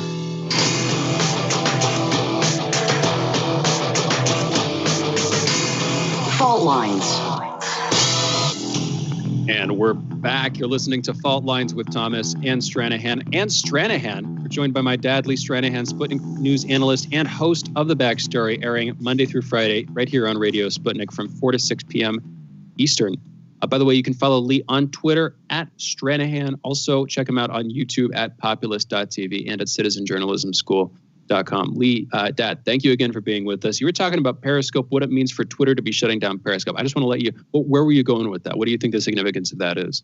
Well, I'm glad that Twitter's not running Periscope anymore. Let me just say that for instance, as bad as Twitter is, I'm glad that live streaming, I'll put it like that, is no longer going to be something that they're controlling. So I really look at a lot of this stuff like that's a positive benefit. In fact, as kind of the token right guy on the show, not white guy, you got that, Shane, too. But as a token guy on the right, I will just say this, that we had Carmine Sabia on the show. You've had Carmine on the show as well. Carmine and I yesterday, not a lot, but a significant number of people on the right have been very upset by what's been going on the past few weeks, because we feel that it took a really serious issue, which is election malfeasance and everything else. I've had people on the left on my show, Tim Canova, Jared Beck, and we were 100% in agreement. People who are, Canova's a law professor, Beck's a lawyer, right? And they were looking at this going, they don't have a legal case. Lynn Wood and Sidney Powell don't have a legal case. And both of them, who are also strong advocates for the election system being screwed up, and they're not on the right, but they weren't hateful on this. So, like, this is not good because this is a serious issue. And now they're not treating it seriously. And so part of the problem with the right not thinking about, but being so focused on a losing battle, whether it was, and by the way, I don't say this was an illegitimate battle. I think there were problems in the voting. I don't think there were enough problems that would have put Trump over the top, but leave that aside for a second, because we'll never know. That was the problem. We'll never know. It's a system set up for fraud. The problem with it is very few people on the right, very few people are actually thinking about strategically how to deal with the reality of a Biden presidency. I don't think they're thinking about that yet. They'll start doing it in a couple of weeks, I think. Maybe it'll take till January 21st. But when people start to think about it, with Biden in the office, there are opportunities. It's not like, oh, it's over, forget about it. There's opportunities. And you're seeing that on the left, where you're seeing Black Lives Matter, for instance, say basically, and beat their fist on the table and say, we asked for a meeting 40 days ago. We want a frickin' meeting. And I think you're going to start to see people on the right go, okay, let's figure out how we work in this new environment. And one of the advantages, I've said this a few times, but one of the advantages of Biden being in there every day is that he is in the news cycle every day. And so if people on the progressive left or the right start thinking about it, there's ways to go after this guy every day now and say, hey, wait a second. You're now admitting the Hunter Biden story that you said, and then you play the quote of him laughing about it. So it's true. You see what I'm saying? By the way, in other words, this is a Alinsky. I'll just say this is all Alinsky. Hold them to their own playbook. This is the game. It's not even a game. It's valid to say to Joe Biden, you said this was a lie. Now, the IRS is going after him. So it's not a lie. Correct, sir? And we'll see if anybody's got the cojones to do that in the press room with his press secretary. And if they don't, people need to start doing it. But that's the opportunity here. Yeah, basically ridicule as a weapon, especially when the person is basically flagrantly hypocritical. And I love that you made that point, because it's not just Biden, it's also media who is complicit in it. I mean, this is not just the Biden thing. I mean, if we think back to all of the free publicity that Joe Biden got, not just from the standpoint of media and the accolades, the soft lighting, the soft appraisal, the cognitive mishaps or the cognitive glitches that were considered gaffes. There's no other capacity in anybody's job where you would mess up that much and they'll just call it a gaffe. They'd say you have a screw loose and they'd probably let you go. But the media basically was a soft lens for Joe Biden the entire way through. And then when he got to this election with Trump, they protected him and made sure that information was leaked on Trump, but nothing was put out for Biden. And when something did come off of Biden, they squashed it. That's the story. Like, that's the profound nature of this. The other part to this that I'm fascinated by, that you also bring up, why do you think that Sidney Powell and these guys were such a clown car? I mean, because if you're right, and there were real issues that they could elucidate, and again, I am one of those people, man, I just want to know who won. I want the American public to be able to go out there and to be able to vote, to honestly vote, to transparently vote, and for all of us to be able to be like, all right, that guy won. Not just I feel that way, I know that way, because the electoral system is transparent enough where I know it. Well, why do you think that these guys didn't put out a contrary argument or a different argument that might have had more bang for its buck, as opposed to this, Hugo Chavez's ghost and Nicolas Maduro working with Brian Kemp in Georgia? In Georgia. Why do you think this got so loony, as opposed to maybe some of the other real issues of electoral malfeasance? I think because, and it's not just them, some of it is, you got to remember, I know Ali, who's been up on stage with these guys every time and really promoted it. I've known Ali for years personally, and I've considered him a friend, and I know him. I will say, first off, he's a liar. And I know that, and I don't say that lightly. He's a person who is absolutely willing to lie. And specifically, I know this about this situation with Jeffrey Epstein and Mike Cernovich that I was involved in. And I won't get into detail, but he was saying one thing to me privately and another thing publicly. That's lying. He knew what the truth was on that story, and he lied about it. Now, I also know that what's going on there is that Ali is also connected in with Cernovich and Jack Posobiec and Bannon and a number of other people I see working behind the scenes here. Bannon's pushed by this Chinese billionaire. And so because I worked for Bannon and I know Bannon, I know these people, when I say there is a neocon pro-Israel agenda at work, and it's a combination of both, a neocon interventionist, pro-NATO, pro-Israel agenda at work, I'm not just conjecturing. I know what the operation is there. And I can see it in the messaging, but I also happen to know who those people work with, who they're connected to at NATO, J. Michael Waller, who's now Center for Security Policy, and so on and so on. And so I kind of look at this differently than other people because I go, well, I know that guy works with those guys. And most people wouldn't know that. So what's going on, and it's been very obvious, you can see it publicly with Pompeo, is what I will call a neocon cleanup operation, where they realize Trump is leaving office.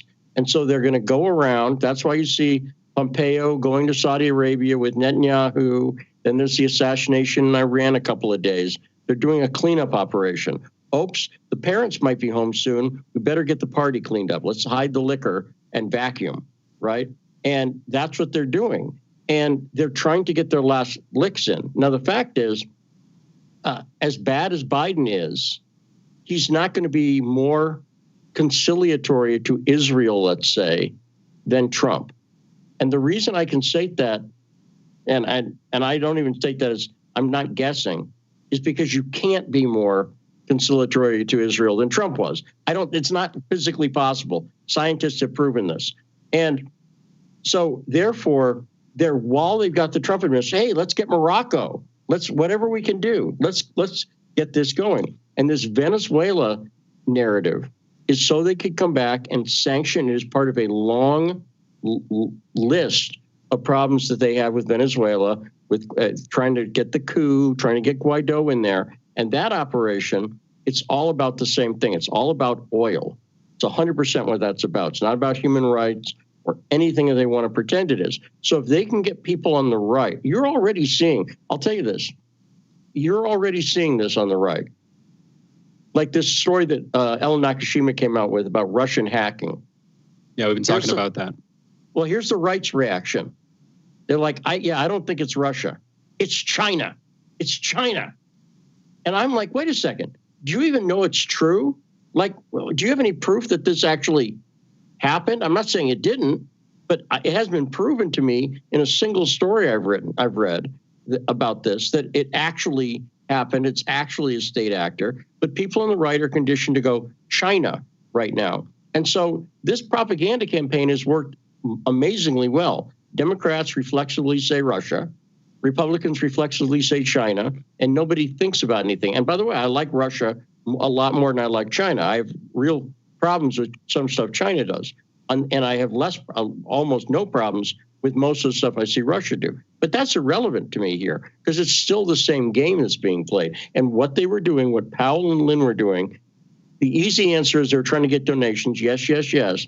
But that's just a part of it. They're pushing a very specific foreign policy agenda on the Trump crowd. So after Trump leaves office, they go, yeah, we have to do something to get revenge against Venezuela. So if Biden does something there, they'll go, yeah, well, at least I agree with him on that. You see what I'm saying?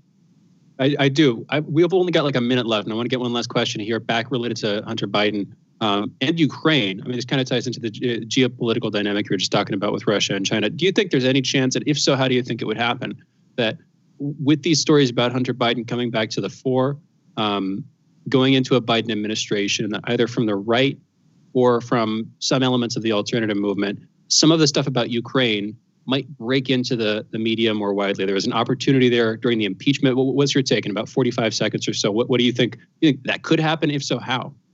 Well, so I plan on doing that. I mean, I'm not dropping out the story, but this relates to what I just said, Shane. It's actually interesting. Notice they've shifted the focus on the Hunter Biden story to China. They have shifted it off Ukraine. And I think that's very telling. The media establishment doesn't want to talk about Ukraine because at root of it, they can't admit that the U.S. was wrong overthrowing the government of Yanukovych in the Maidan. That's the thing they can't admit. So they want to shift the focus to China and just have it be another clown show. Sad to hear, because there's like I know there's an opportunity here, but I can see what you're saying happening too. In any event, Lee, thank you for joining us. Oh, thanks for having me, guys. Take care. Take care. Lee Stranahan is a Sputnik News analyst and host of The Backstory, airing Monday through Friday on Radio Sputnik from 4 to 6 p.m. Eastern.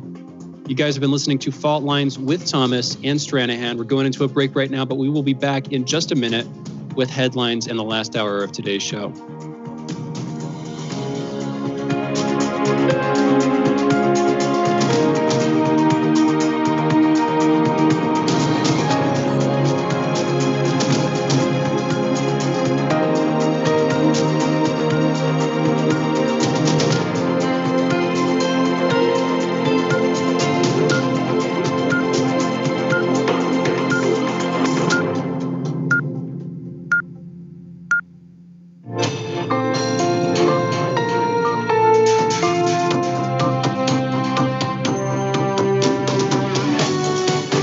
Listening to Radio Sputnik.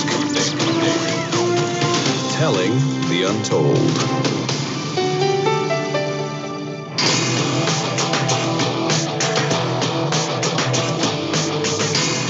Fault Lines. Live from across the divided states of America, it is time for the last hour this morning of the most disruptive show covering news and events across America's divided states, as well as across the surface of our entire divided globe. In the independent corner, I am your political analyst, Shane Stranahan. And in the left corner, I am the indefatigable, the last man on the wall, your political analyst, Jamarl Thomas. And together we are Fault Lines with Thomas and Stranahan. And getting into the news this morning, specifically first up in COVID news, at least 2,957 new coronavirus deaths and 201,000 new cases were reported in the United States on December 15th. That's yesterday. Over the past week, there has been an average of 206,557 cases per day, an increase of 28% from the average 2 weeks earlier. This is somewhat breaking, and news is still coming out on this next one. Thank you, Jamarl, for the heads up on this. Hill negotiators are on the brink, apparently, of a $900 billion coronavirus rescue package that would include a new round of direct payments, but would leave out state and local aid and a liability shield. A deal could come as early as this morning. We'll see if that actually happens. What's included in that, if so, and the direct payments. Sure, that's good. Mostly, though, I'm noticing, of course, the lack of a liability shield. Yeah, me too. I was thinking the same thing. My ear went to the exact same thing. Yeah, I wonder how that's going to work politically going into the new year. Anyway, we're gonna have to come back to that tomorrow or later in the show if we get more breaking news later in the show, but probably tomorrow to talk about what exactly is going on there, assuming something comes to pass. Anyway, moving on with the headlines for now. On Tuesday, California Governor Gavin Newsom announced the state has ordered 5,000 body bags and 60 53-foot-long refrigerated units to deal with the growing death toll from COVID. A vaccine candidate developed by biotechnology company Moderna appears poised for regulatory clearance after a detailed data review by Food and Drug Administration scientists confirmed the two-shot regimen was 94% effective in a clinical trial and carried no serious safety concerns. The FDA is likely to authorize the vaccine as soon as Friday, according to a person with knowledge of the situation who spoke on the condition of anonymity because they were not authorized to speak on the issue. Anticipating that decision, General Gustavo Perna, who is overseeing the federal effort to develop and distribute vaccines, said Monday that the United States was preparing to ship almost 6 million doses of the Moderna vaccines to 3,285 locations in the first week. Europeans, meanwhile, are set to receive coronavirus vaccines before the new year after the region's drug regulator accelerated its approval process following the launch of immunization campaigns in the U.S. and Britain. The European Medicines Agency, that's the EMA, said an expert panel would convene on Monday, December 21st, to evaluate the vaccine made by U.S. company Pfizer and German partner BioNTech. Germany should start giving coronavirus shots 24 to 72 hours after the BioNTech Pfizer vaccine gets EU approval, assuming it does. That could begin as soon as Christmas, according to Health Minister Jen Spahn. Back in the States, Republican Mayor Joyce Warshaw of Dodge City in western Kansas announced in a letter to city officials and on social media Tuesday that she is resigning, effective immediately, because she has received threats via phone and email towards her and her family after she publicly supported a mask mandate. Meanwhile, Mackenzie Scott, ex-wife of Jeff Bezos, has given $4.1 billion in the past 4 months in quote-unquote pandemic philanthropy. In addition to the past 4 months, in July alone, she donated $1.68 billion. And let me just see, I'm pretty sure that I have time to do this. There we go. Let me just see her net worth real quick. I thought I had this up. $60.3 billion. So that is a sizable chunk. It's like 1/15 of her income, which I guess is a lot. But there's a lot, I don't know, there's a lot more she could give. But anyway, back to that headline. Hundreds of nonprofits, universities, community development groups, and legal organizations have received the funds using a data-driven approach to identify organizations with strong leadership and results, specifically in communities with high food insecurity, racial inequity, and poverty rates, and, quote, low access to philanthropic capital, end quote. He described the coronavirus pandemic as, quote, a wrecking ball in the lives of Americans already struggling, end quote, and noted it has been worse for women, people of color, and those living in poverty. Meanwhile, it has substantially increased the wealth of billionaires, end quote. I guess, here's where I would go with this one, man. This is all so complicated, but just briefly, and I do want to get to more headlines.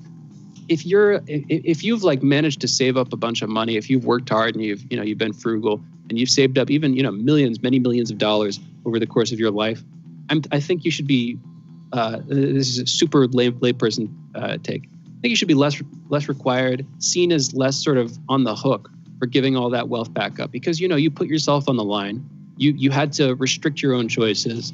Depends on how much money you made, I guess. But if you're a billionaire, a multi-billionaire in the tens of billions of dollars, and particularly, just in general, but particularly if you didn't actually work for that money, if you received it either in inheritance or an alimony or divorce package or whatever the case might be, I think there's I don't know, man. You get what I'm saying. There's a totally get what you're saying. Stronger moral dynamic there. Yeah, I totally get what you're saying. The qualm I think that you're having is issues of fairness. And the reason you're having those qualms is because from the day that you were born and probably to the day that you drop dead, your idea of fairness is basically governed by the society that you're in. And so that society worships wealth. We love that. We don't care how you got your hands on that wealth. If you got your hands on that wealth, you have important things to say, and you apparently did something that was great for it. I guess my point is our point of view in regards to what's fair and what's right, I think needs to be attenuated and changed. If it has Jeff Bezos, I hear you. Yeah, I mean, here's some pushback though. Yeah, what the hell are they going to? Is the government looking at our government? Are they going to use that money in any effective way possible, or are they just going to use that money to line the pockets of other people who are already wealthy? It's the second. It's the latter. It's the latter, and that's the problem. It's all screwed. Yeah, it's screwed. I mean, it's not. It's like even if you had a situation that could tax her, where would it go? I mean, for all I know, they could put that money into military. For all I know, they could give that money to other people like that are rich. I mean, we've had a transfer of wealth just basically to the top, and so it's like, yeah, we're going to pull it in taxes and give it elsewhere. So it's screwy all the way through. So it's not even enough to say, well, that should be taxed. Because then you get to the whole thing of government and the problems associated with that. Yeah. That's the thing. Yeah, I hear you on that one. I mean, I brought it up, so of course I hear you. But no, that's the problem with it. And it's not like by saying that I'm a libertarian on this stuff. But arguably, and I keep coming back to this, but it's also super abstract, we need like a comprehensive progress of reforming our government and many elements of many sort of offshoots of the government, many different institutions, whether it's healthcare, whether it's education, whether those entities are publicly run or privately run. There's so much that needs to be done. Anyway, it needs an overhaul. And I wish there were Yeah, I wish there were like an active working movement that the public had intellectual access to, that had some kind of communication with us. You were talking about fireside chats earlier. Like, what if there were a large-scale social and political movement that millions of people were involved in, that was actively educating people on how the system was flawed and how to make it better? If there was some ferment, something like that, I don't know. It should be Feels our like school it could system. exist. It literally should be in our school systems. It should be something that we understand as a society from the time we get older to the time we drop dead. And I got to be honest, even the books like The German War, meaning what was it like on the home front as the country was going to war, that book should be required reading. All of that stuff should be required reading, because otherwise we don't have context. We don't understand what our society or what societies do outside of our own society. We think that this is just how we are, that's how we propagate and everything else. And you realize that there are very close similarities to various societies across the world, and you can see the outcomes of those societies and what those people were thinking. It is vitally important. And without that information, you basically are left to your own devices, going through it one way, accepting the information however it comes to you. And that is problematic. I hear you. Deeply so. All right, I'm gonna try to stream. I agree with you. You know what? There's some conversation. There's some stuff I disagree with, but honestly, I haven't heard you out on some of it. You know, talking about required reading broadly. I don't. We should come back to this stuff later. Getting back to headlines here. President-elect Joe Biden has chosen Pete Buttigieg as his Secretary of Transportation. No experience, Buttigieg there, sadly. Buttigieg is a former U.S. Navy officer and 32nd mayor of South Bend, Indiana, and a rival of Biden's in the DNC primaries earlier this year. That's perhaps most notable. As Jamarl pointed out earlier, this is in some sense a handout to a former foe. Biden has not yet picked his Attorney General, Commerce Secretary, Education Secretary, Energy Secretary, Secretary of the Interior, or Labor Secretary. So that's, 6 picks remaining as far as I can tell by my count. McConnell yesterday congratulated, this is Mitch McConnell, yesterday congratulated Joe Biden for his election win, also asking Senate colleagues not to stage any stunts when Congress meets for a joint session to ratify the election on January 6th next month. President Trump responded, tweeting at nearly 1 a.m. on Wednesday, Mitch, I'm quoting here, 75 million votes, a record for a sitting president by a lot, too soon to give up. Republican Party must finally learn to fight. People are angry, end quote. They are, and he is too, by all appearances. Trump, I mean.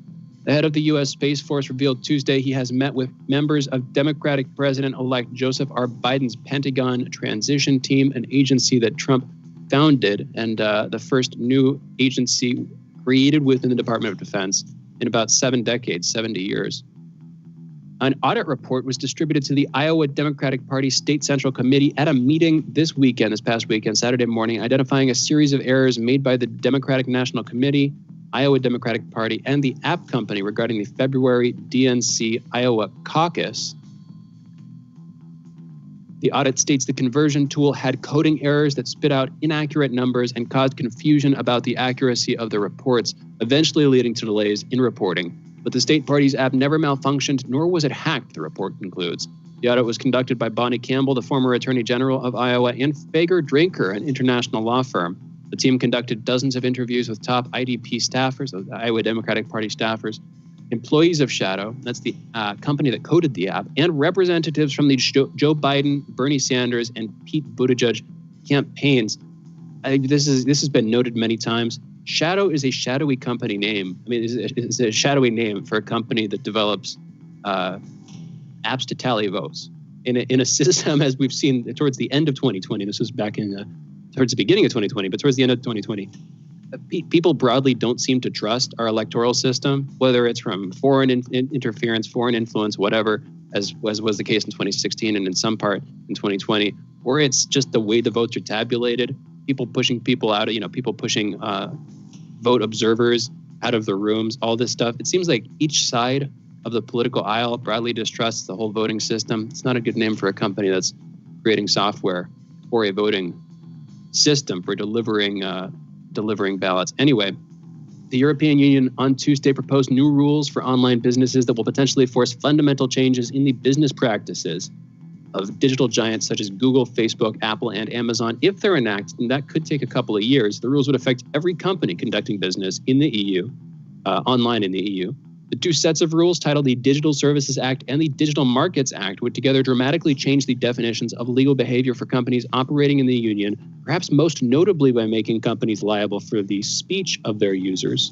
Companies that allow other businesses to sell services through their platforms would also have to allow equal access to their rivals rather than prioritize their own products. For instance, Amazon would need to give equal treatment to third-party sellers on its marketplace.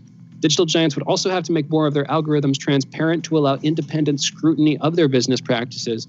Violations of these rules could be punished with fines of up to 10% of the company's European business turnover, and repeated violations could be punished with a breakup, a threatened breakup at least. I'm not exactly sure how they would enforce that back in the States. They probably just, split up the company's services in the EU. Anyway, in other international news, Boko Haram asserted responsibility Tuesday for laying siege to a secondary school in northwestern Nigeria and abducting more than 300 boys, marking a striking leap from the extremist group's usual area of operation. Hundreds of gunmen on motorbikes surrounded a boarding school in Katsina State Friday night and opened fire on police, witnesses said, before rounding up students and dragging them into the woods.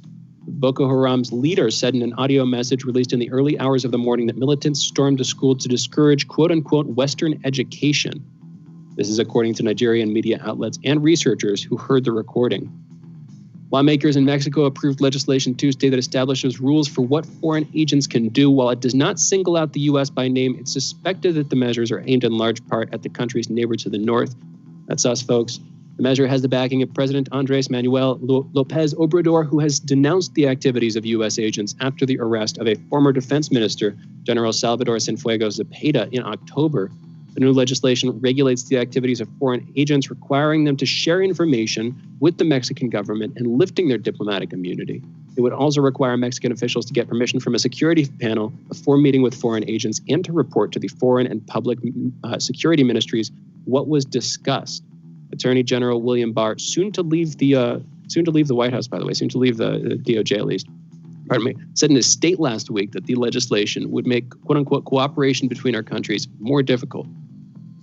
India's Supreme Court offered on Wednesday to set up a mediation panel to end a 3-week protest by tens of thousands of farmers who are demanding the repeal of new agricultural reform laws that they say will drive down crop prices and devastate their earnings. The numbers are all over the place, man. 250 million. Then we had Sham Sharma on, who was saying 5 million. Then we had our next guest who was saying, a couple 100 million, back up to those high numbers. Now, this headline, tens of thousands of farmers, protest by tens of thousands of farmers. That is like, I don't even know how many orders of magnitude of difference there between the low and the high estimates. I'm hoping there's something lost in translation here. Anyway, India's Supreme Court could be setting up a mediation panel to end those protests. Curious to see how this goes. Nearly 60% of the Indian population depend on agriculture for their livelihoods, but it only accounts for about 16% of India's GDP. Last quick headline here. Periscope announced yesterday that it will end operations as a standalone app by March 2021. Twitter-owned company referred to its current operations as unsustainable in an open letter. It also cited a decline in usage in recent years as a driving factor. With that, those were our headlines. You're listening to Fault Lines with Thomas and Stranahan. And we are going into a break. We'll be right back on the other side of this break. You're listening to Fault Lines with Thomas and Stranahan. See you again in just a minute. Fault Lines. 24 hours a day, 7 days a week. We give you the most essential information out there. Radio Sputnik, telling the untold. So, Sean, what do you want to talk about today? Well, Bob, that's easy. I want to talk about the need to stop the development of self-driving cars. Again, Sean, you're driving me nuts. I think the self-driving car thing's already out of the gate. No. It's never too late. See, now the leading experts in the field, just pick one, whichever one, leading experts have repeatedly warned us about the dangers of artificial intelligence. Look, I'm telling you, man, we have to stop the robots by any means necessary. I see what you did there. Yep. Tune into our show By Any Means Necessary daily from 2 to 4 p.m. Eastern Time on Radio Sputnik. And don't forget to call in at 3:20 p.m. to our studio number 202-521-1320.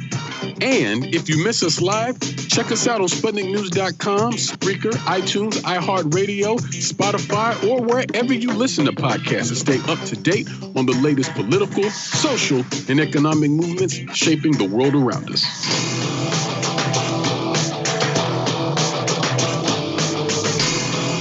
Fault Lines. Welcome back to Fault Lines on Radio Sputnik. My name is Jamarl Thomas. I'm joined by my co-host Shane Stranahan, coming to you live out of our station in Washington, D.C. If you guys live in the area, you can catch us on radio at 105.5 FM and 1390 AM. We're also in Kansas City at 102.9 FM and 104.7 FM. If you guys are digging what Shane and I are putting down, whatever platform you're consuming this content on, give us a like and definitely share that audio or video. If you guys want to join in on the conversation, you can send us a chat, a tweet, and of course, you can reach us by phone at 202-521-1320. Also, whatever platform you're consuming us on, make sure you hit that subscription button and make sure you hit that notification bell if indeed you're watching us on Fault Lines or my channel on YouTube. They have a tendency to do weird things with, let's just say they have a tendency to do odd things. But joining us, Ford Fisher, independent journalist, videographer, and co-founder, editor-in-chief of News to Report, or News to Share. His work has been featured on CNN, Fox, MSNBC, ABC, and more. Ford, welcome to the show. Hi, thank you for having me again. Absolutely, absolutely. So we brought you on to have a conversation about the rallies. A few days ago, especially in D.C., there was a pretty violent rally. Or at the very least, it seemed that way with some of the images and some of the pictures and the videos that was coming afterwards. People basically roaming the streets, attacking pedestrians and people in cars, and apparently a scuffle back and forth. But definitely, that I saw, especially attacking the church and the various murals of Trump supporters, basically Stop to Steal supporters. You were there. What happened? I mean, can you give us an eye view of what was taking place basically on the ground?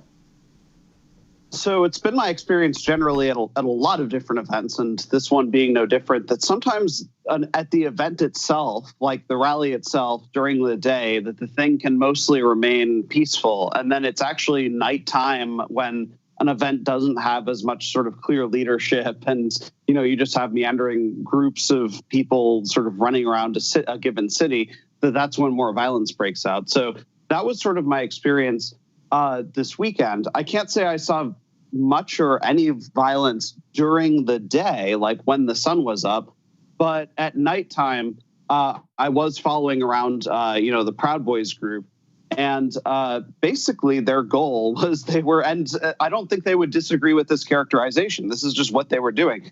They were running around the city looking for Antifa to fight. I mean, that was what they were doing. They were marching around.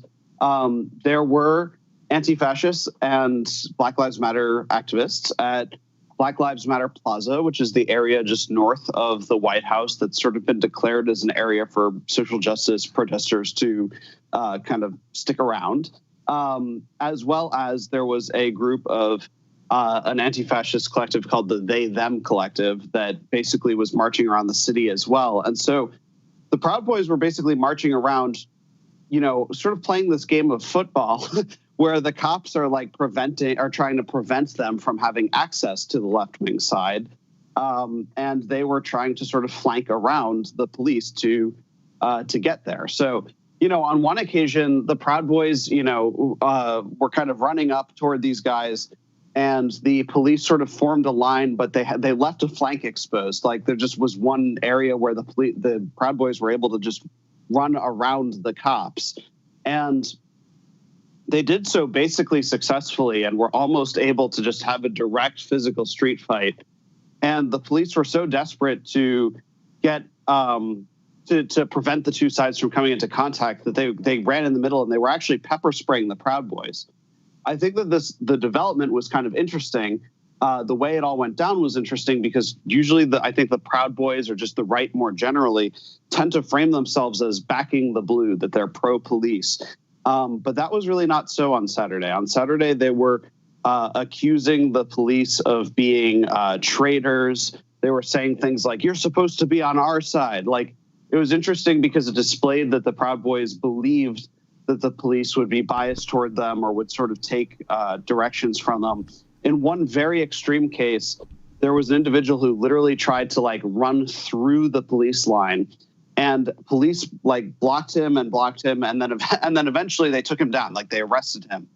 And one of these Proud Boys Ford, wait a minute, real quick. Do you know how shocking this is for me to hear? Down. Like, this is shocking. Sorry? I mean, do you know how shocking this is for me to hear? Like, because from my standpoint, I kind of agree with the Proud Boys. My assumption would be that the police gives them to some degree of a pass. And it seems to put a lot more focus on Black Lives Matter, despite the fact that from the standpoint of terrorists and from the standpoint of, let's say, gunsmen or people who are going like violence, it's almost decidedly white males, like in these kind of right-wing groups. And yet the focus and attention tends to be on Black Lives Matter. So it's shocking to hear that they got to the point where they had to actually police these guys, because the images I saw weren't showing the policing of it. It was showing these guys running amok. Please continue. I was just kind of interjecting of like, wow. So, I mean, so this was a really interesting element for me where there was a lot of them saying things to the cops to the effect of, in one case, I actually heard them be called oath breakers.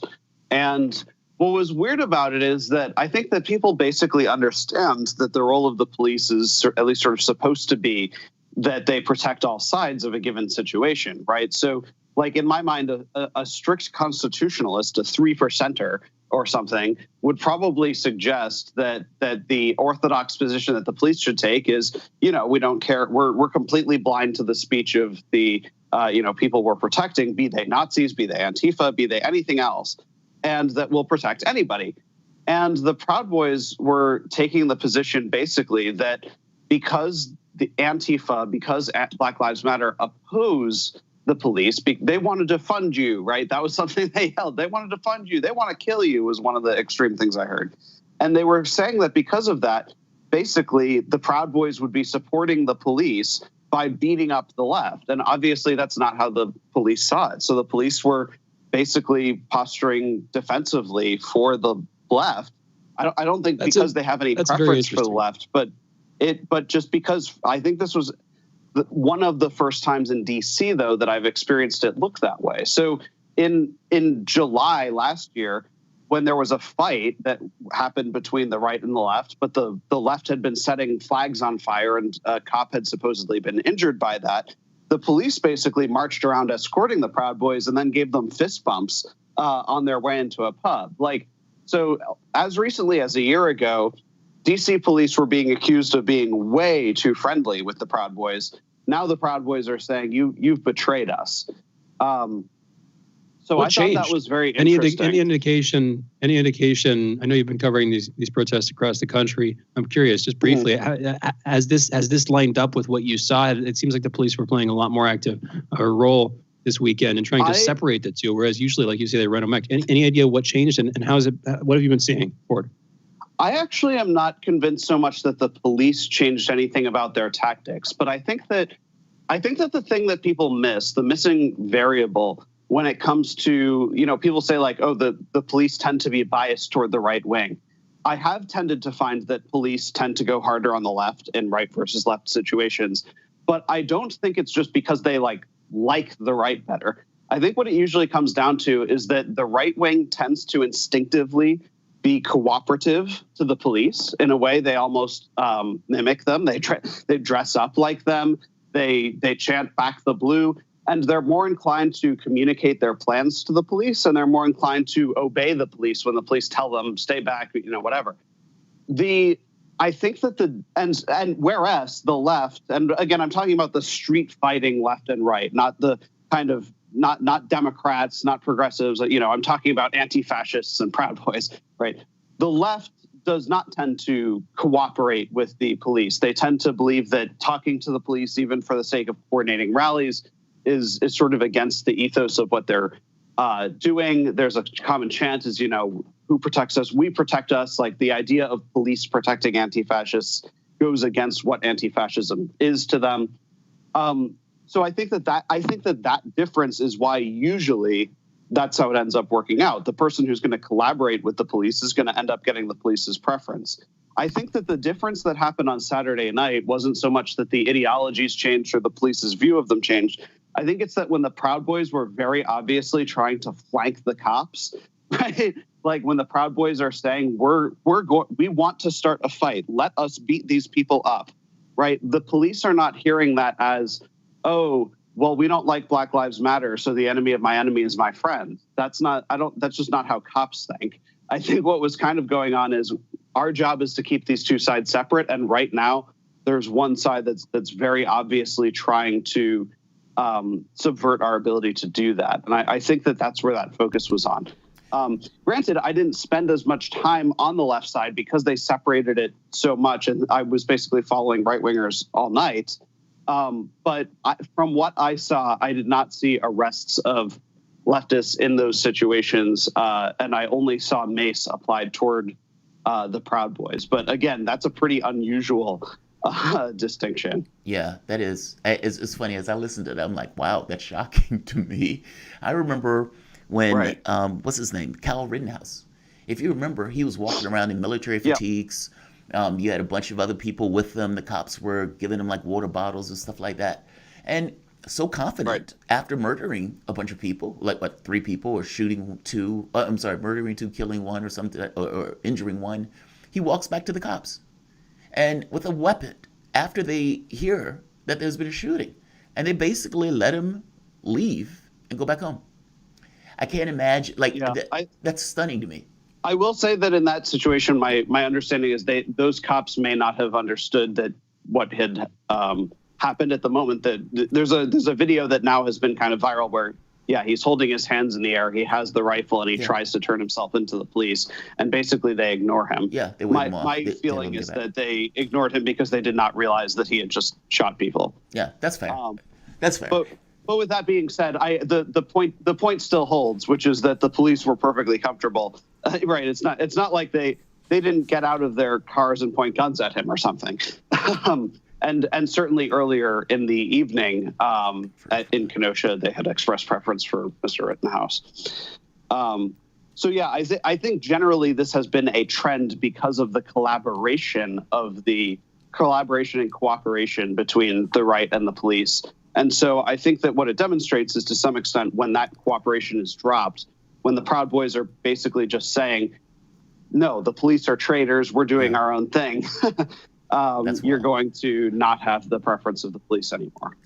Let's take a break. So the voice you guys have been listening to is Ford Fisher, independent journalist, videographer, and co-founder, editor-in-chief at News to Share, or this is at N2S Reports. His work has been featured on CNN, Fox, MSNBC, ABC, and more. You guys are listening to Fault Lines with Thomas and Stranahan. We will be back in a moment.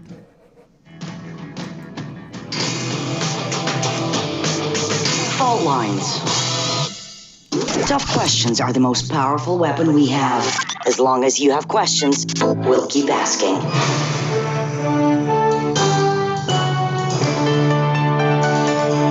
Radio Sputnik.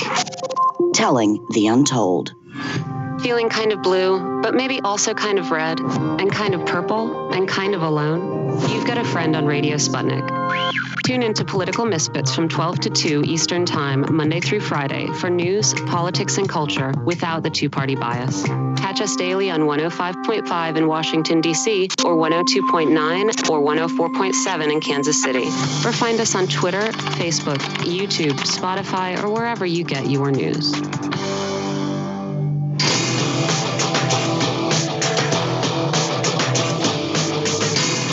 Fault Lines. And we're back. You're listening to Fault Lines with Thomas and Stranahan and Fisher. We're joined by Ford Fisher for this segment, continuing our conversation from the last. Ford is an independent journalist, videographer, and co-founder and editor-in-chief of News to Share. You can follow them on Twitter, N2S Reports. That's the number 2, by the way. His work has been featured on CNN, Fox, MSNBC, ABC, and more. And you can follow Ford himself on Twitter at Ford Fisher. That's Fisher with a SCH in the middle. Ford Fisher. You can also check out his work at his website, news2share.com. And again, that's the number 2, news2share.com. Ford, thank you again for being with us. You've been all over the place this summer. It's been a while since we've had you on. I'm curious. Can you give us a sort of brief roundup of what you've been covering over the summer in terms of protests, in terms of the massive events taking place across the country? And more broadly, have you noticed any trends, any significant changes? Just I'm very curious. Again, it's been a while since we've had you. Just in terms of your wider commentary, Ford, please take it away. Yeah, I mean, more widely, I think that one of the really interesting groups that I've actually filmed in the last 6 months has been the NFAC, the Not Effing Around Coalition, which is a Black nationalist militia. I think this has been fascinating, somewhat for the reasons that we were talking about in the last segment about, police collaboration and so forth. There has been, of course, probably a greater amount of right-wing militias out on the streets posturing for, boogaloo in some cases, or civil war or what have you. Armed resistance to a Joe Biden government, kind of as we're coming into that now. But there has been one group that has sort of matched the style, I guess, of the militia groups from the right, but that is an all-Black militia. So I have filmed them twice in Louisville, Kentucky, once in Lafayette, Louisiana, as well as one time in Washington, D.C., although they were not armed in Washington, D.C., of course. And so I think that has been a really interesting situation because it sort of puts the constitutional principles of the police and so forth to the test, right? That they are very comfortable with these groups of, conservative militias that show up to things. And so now you have a group of, usually it ends up being about 500 Black men armed with long guns who are saying, well, we want a permit to do that then. And they, showing up in various cities.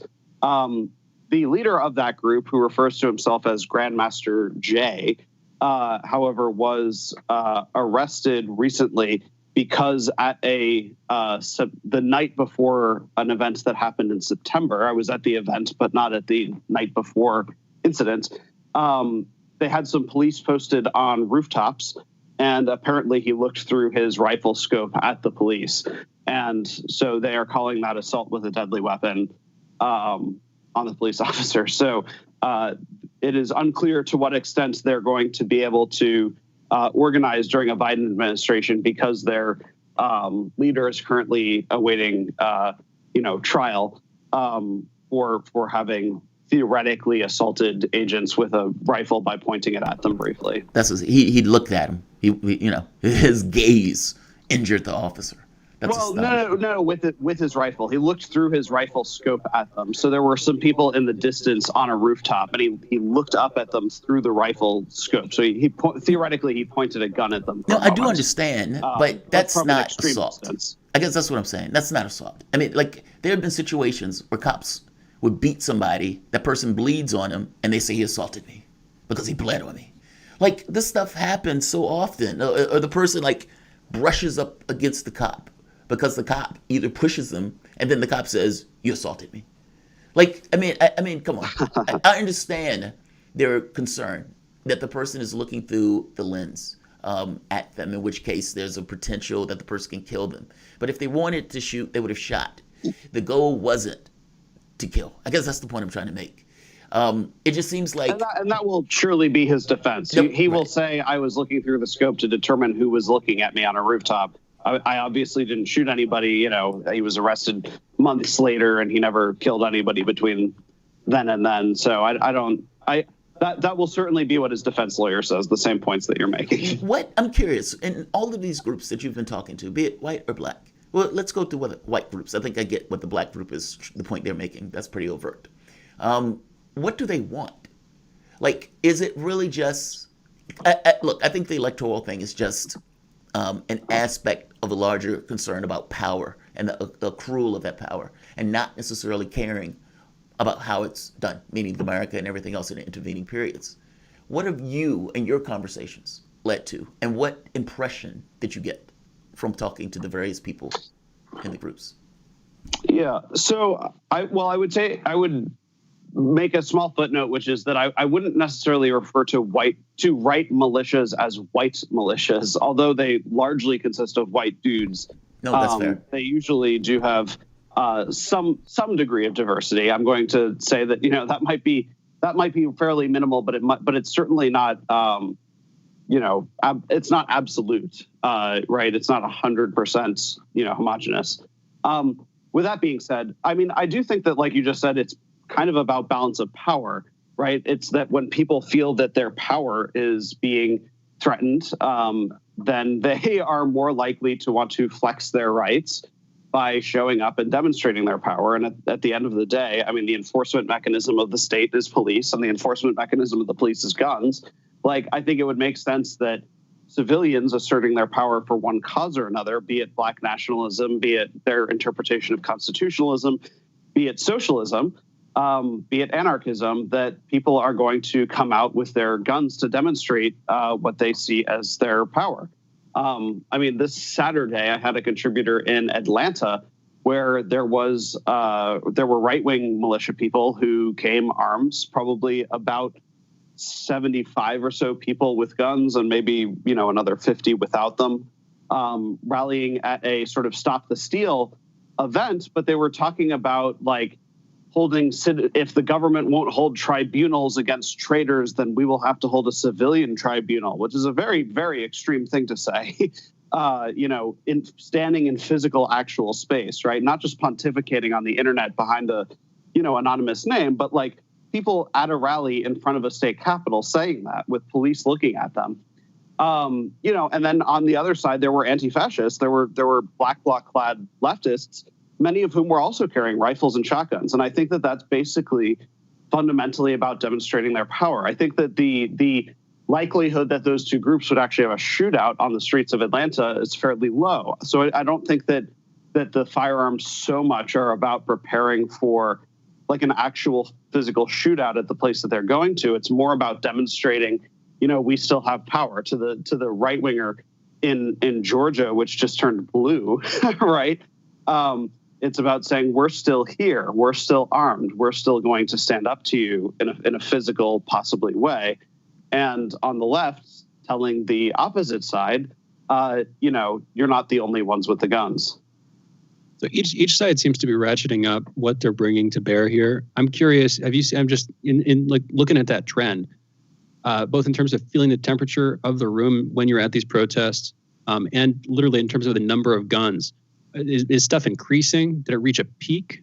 Or where do you feel the potential for civil unrest, the potential, the sort of kinetic potential of this stuff to break out into some wider, openly violent, large-scale conflict in one of these events, in one of these cities? What's your take for it? Yeah, I think that, really around 2018 and into 2019, I began saying that I felt like the street was encountering like an arms race where, I think that the 2016, the right starts mimicking the political style of the left by doing street demonstrations, and they kind of have their own spin on it, both with politics and by bringing their guns. And I think that to some extent, the left started kind of appropriating that style a little bit after that, right? The right started showing up with guns, and they said, well, we're going to need guns. And they started bringing guns out to events as well. And so I have sort of seen it as a streets arm race, where before I saw a little bit more left-wing hesitation about firearms at events. There was a little bit more like uncomfortableness about that. And now I've been at increasingly more demonstrations where that has just become the norm. Yeah. Where even at an event like in Louisville, at a event that did not have to do with the NFAC, that was led by Linda Sarsour, that had a nonprofit involved, that was like a civil disobedience march for civil justice, there was still armed leftist militia people protecting the march, like people carrying AKs like on the periphery of it. And I think that might come across as really strange, like the co-founder of the Women's March, which is now basically, a voter drive for Democrats, right? Like they're leading an event and there's people with leftists with guns protecting it, from the police. So I think that really has changed the dynamic on the street, where now it is quite common in some areas. To be clear, Washington, D.C., all firearms are not in the game. But in other places, Virginia to some extent, Kentucky especially, Georgia especially. Well, Ford, just to interrupt real quick, becoming more and more normalized. It's not really weird at all. They're defending themselves. The left didn't necessarily bring guns to those events. You might have said they were throwing rocks or cans or something. But it wasn't until you had these right-wing groups that would come out and they would go marching with weapons, that would have, trucks where they could go get the weapons and ammo and load up and, go walking around. And the left and the people who were out there protesting fully understood that the police was not going to protect them. They got it. I mean, when they're protesting the cop is a human being. That cop knows that you're protesting him and you're trying to get his funding cut and that you are complaining about the killings, the 1,000 a year with 99% responses. So the cop is not necessarily insane for recognizing that it's against him and being more lenient or leaning in the direction of the other right-wing group. But would you agree with me that this is more of a response to, I guess, pressures from what they consider to be the cops and pressures from what they would consider to be right-wing groups? We have about a minute. For sure. I mean, and they will say as much, that we're armed as, a form of community defense. It's interesting because there's often a difference in the way that they explain it, whereas the right tends to describe themselves as, I'm carrying this because I have a fundamental God-given individual right to carry this firearm. The left will often describe their firearm carrying as this is about community defense, that we need this to protect us collectively, right? It's a leftist framing of the same right. And so when you say, well, who are you defending yourself from?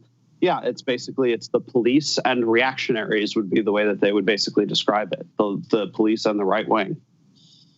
Ford, we've got to close this out in less than a minute here. I'm curious. I want to come back to the NFAC, the Not Effing Around Coalition, so to speak. Dodging the key word there, of course. How have you noticed the police treating them compared to how they've been treating, similarly gun-toting militias composed mostly of white folks? Yeah, so it's interesting. I feel like there's almost a degree of maybe fear about when you have this many people, that there's almost fear to kind of intervene or get in their way. One of the first times that I filmed them, there was an accidental discharge, and three people were injured in a shotgun blast, actually. And the police did not actually arrest the accidental shooter on scene. And the given explanation for that later on was basically all of the people who got injured said, don't press charges. And they were all in the same group. So it sort of makes sense that they're not saying, no, please prosecute my friend. But, police don't actually need the consent of victims to make the arrests. And so I think that they probably knew if we arrest one of these guys right here in the middle of 500 armed people, we might be provoking risk and undue risk. And so there has been more tendency probably to let something like that slide, not because they like them, but because they are trying to take a non-adversarial approach to a group that's 500 rifles strong. So it will be interesting to see if that changes now that their leader has been arrested, and whether he's able to kind of get rid of those charges and keep doing this thing, or if that really does pull him out of the game. That's very interesting. Ford, thank you for joining us. Thank you.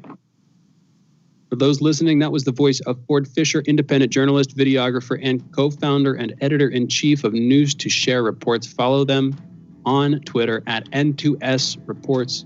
His work has been featured on CNN, Fox, MSNBC, ABC, and more. And you can follow Ford himself on Twitter at Ford Fischer. That's Fischer spelled Fischer.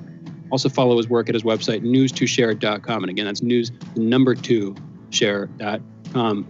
You're listening to Fault Lines with Thomas and Stranahan. We'll be back taking calls on the other side of this break. 202-521-1320 is the number. Be right back.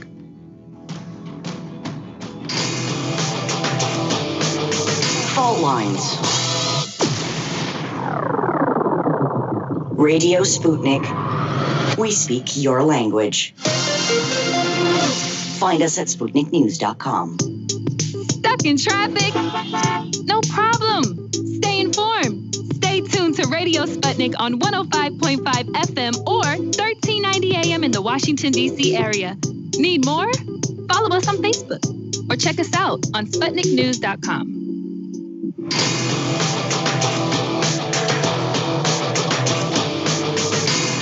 Fault Lines.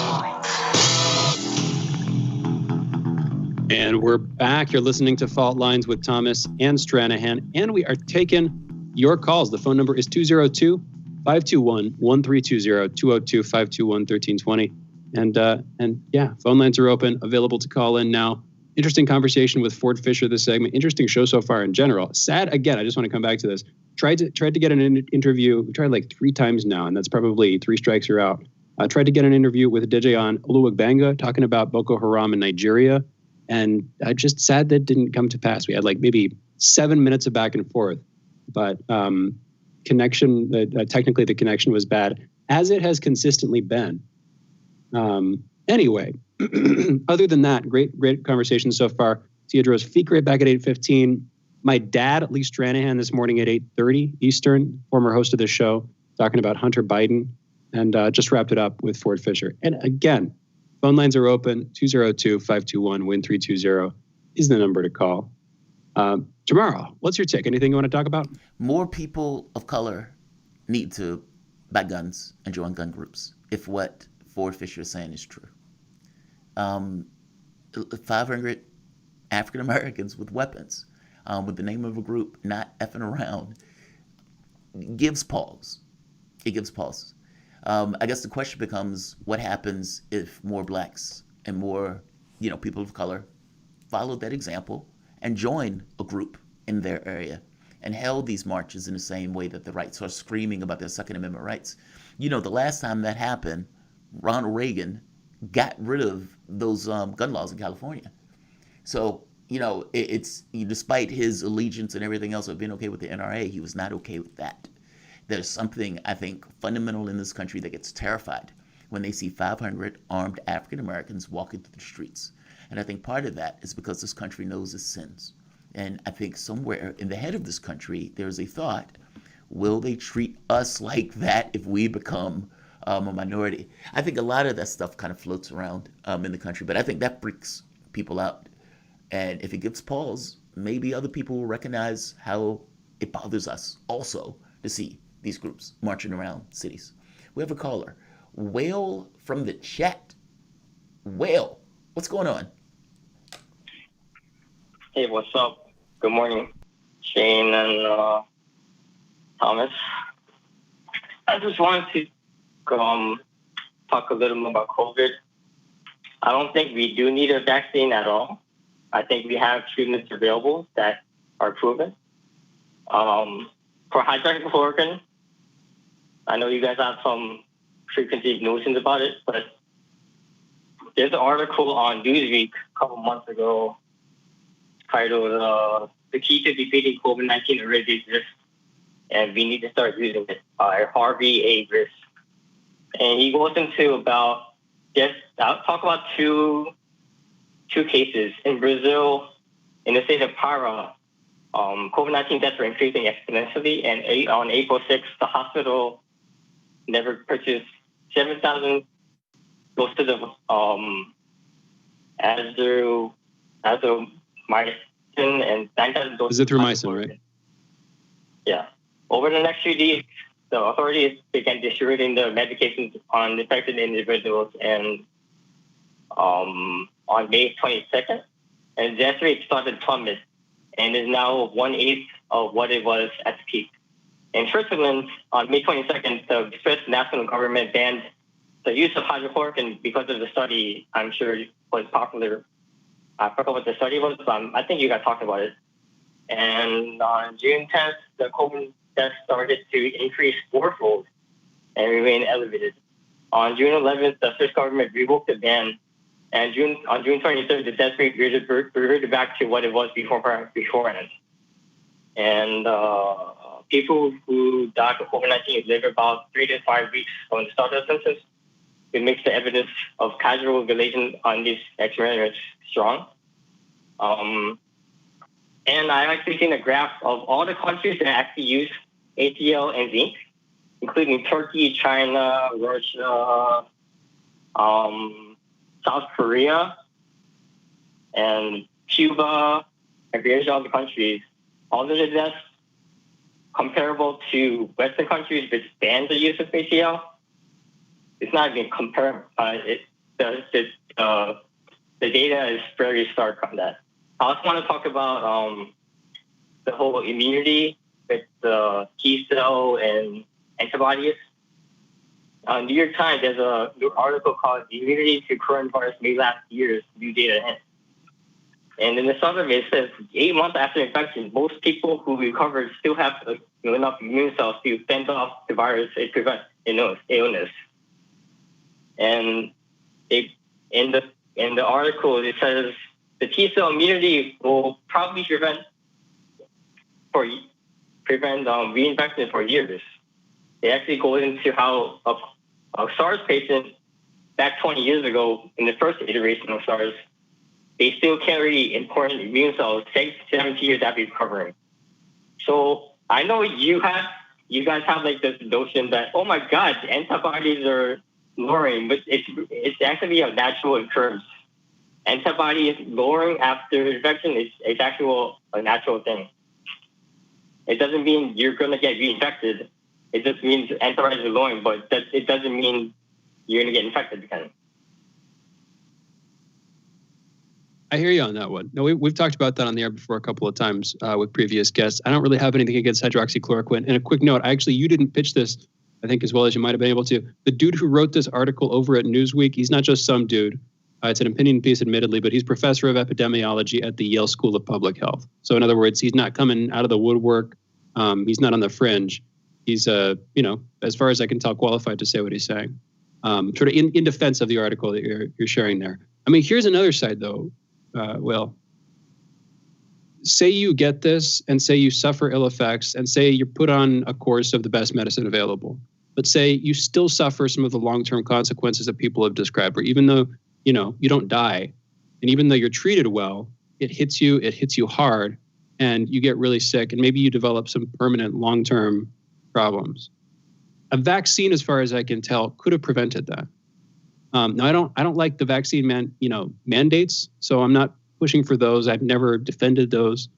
But it seems to me like there is still a case to be made, even though it can be treated, even though the death rate can be lowered, et cetera, even though its worst symptoms can be reduced in severity, there still seems to be a case to be made that, you want to preemptively prevent yourself from getting sick pretty much at all.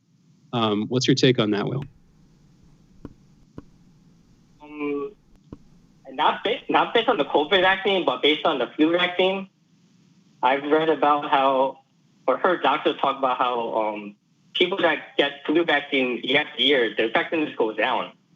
And the immunity you get from the vaccine is like an artificial immunity versus the natural immunity you get from actual getting the disease is definitely different. Because the immunity you get from vaccine is definitely weaker, and the effectiveness goes down year after year you get it. And if this is the vaccine you're going to get, we don't know how long it's going to last. We don't know what the T-cell immunity is going to last. And we might have to get it year after year. And if the flu vaccine is one piece of evidence you could put into it, the effectiveness is going to go. I also heard the measles vaccine, the effectiveness goes down every year. Probably all vaccines, the effectiveness goes down year after year you take it. So, if hydroxychloroquine can literally decrease, if you take it early enough, definitely. If you take hydroxychloroquine and zinc early enough, if the death rate plummets, hospitalization plummets. If that actually works, we probably could have prevented half the amount of deaths we had in the country. But since the big pharma and freaking Fauci and all that, they're like, oh my God, we don't have the studies. We might kill everybody in March. I don't think Jamarl, the issue what's was your they take? didn't have. I've got a bunch of stuff I can say. Yeah, about, I don't think the issue was they didn't have the studies. It just didn't work. And the people who were basically looking over the stuff over and over and over and over again, it didn't work. Donald Trump is not a doctor. Donald Trump is not an epidemiologist. And just because he says it doesn't necessarily mean there's validity to it. As for the vaccine and being willing to get a virus, I don't understand that perspective. There are all sorts of people with comorbidities. There's all sorts of people, meaning themselves. You have no idea how your body is going to respond to it. And even if you're one of those people who you think, I'm impervious to this, I'll be okay. The likelihood is I'll be okay. I could show you the guy who died on the airplane the other day with COVID. Or I could even show you the people who, the guy who's dying thinking COVID wasn't a big deal. And will sit in the hospital, tell you, don't get this virus. I'm making a point. It sounds like you're being pretty flippant and cavalier with outcomes that could be dramatically worse if the vaccine works, or for that matter, if taking a mask. From what he was saying, he's just saying that he thinks that it's being treated wrong. And he's referencing this article from back in July in Newsweek that's saying that azithromycin and hydroxychloroquine, when used together, are very effective, and that therefore he doesn't think the vaccine is needed. No, because I understand that. Shane. we already have an effective treatment. I understand that. I was here. I heard his argument. I guess I'm making the point that it's not getting the virus and making the argument that, well, I could just take the products to fix me. I don't think it's valid. At least I don't think that's a great idea. That's all. I'll say it that way. No, I don't. And that's why I'm planning on getting the vaccine still. I mean, here's the thing. Even if all it does is it reduces the severity of COVID, if I get it, I'm completely okay with that. Sign me up. I want that, assuming I get it at some point, I want the severity to be reduced because, again, I've got some comorbidities. I'm worried that I'm going to suffer its worst effects. And I'm okay to take a slight risk and get the vaccine, again, even if that's a slight risk, simply because, in my opinion, it protects me from an even greater risk. And that's pretty much the case I've been making all along. In any event, well, thank you for the call. Thank you for the pushback in some ways and for that conversation. Always interesting. Totally. And with that, we're closing out today's show. Interesting show today. Yeah. A little bit. And by the way, I do appreciate the pushback because, like Fikre was saying, this kind of monotonous thing over and over again without people having to say, no. People should have says. 100%. All right. You know what? We're going into a break. We're going into the long break, the end of our show today. Thank you to Jamarl, my co-host. Thank you to producers Cameron and Raheem for producing this show. Thank you, Engineer Andre. Thank you to all of our guests. And thank you to the audience. That is you for listening to this show. We'll be back tomorrow, folks. Signing off. Fault Lines with Thomas and Stranahan. Have a great day.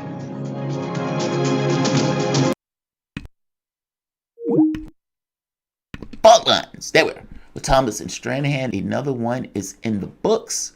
Shout out to my awesome learned co-host Shane Stranahan, and of course everybody else that helps make this show what it is, including you guys. Yeah, man, your interaction with the show, it really is. Your engagement is really definitely appreciated. And I know we try to do the call-in segments, like either towards the end of the hour or when we get the opportunity to do them. But definitely feel free to call in. We really do appreciate the calls, even if we are arguing, even if we're pushing back. Like I said, we never ate a person that didn't deserve it. But all things being equal, Shane and I both enjoy it. And so, honestly, guys, thank you for joining us. I got to be honest. If it snows, you'll be seeing me today. I'm not, because I don't think I'm going anywhere. So I have a slate of shows that I'm probably going to be doing for today. So you guys are going to be seeing me all day. I'm going to go up, check on the missus. She is not feeling well. She's in the house with seems like the flu, but it seems like it's on its way out. And so I'm going to make sure she's okay. And within 30 minutes, you guys will be seeing me here doing the news. Like, share, and subscribe. And again, make sure you hit the subscription button. Make sure you hit the notification bell. YouTube was doing very weird things last month. But definitely like, share, and subscribe. Thanks everyone for joining us. I will see you guys 30 minutes, give or take.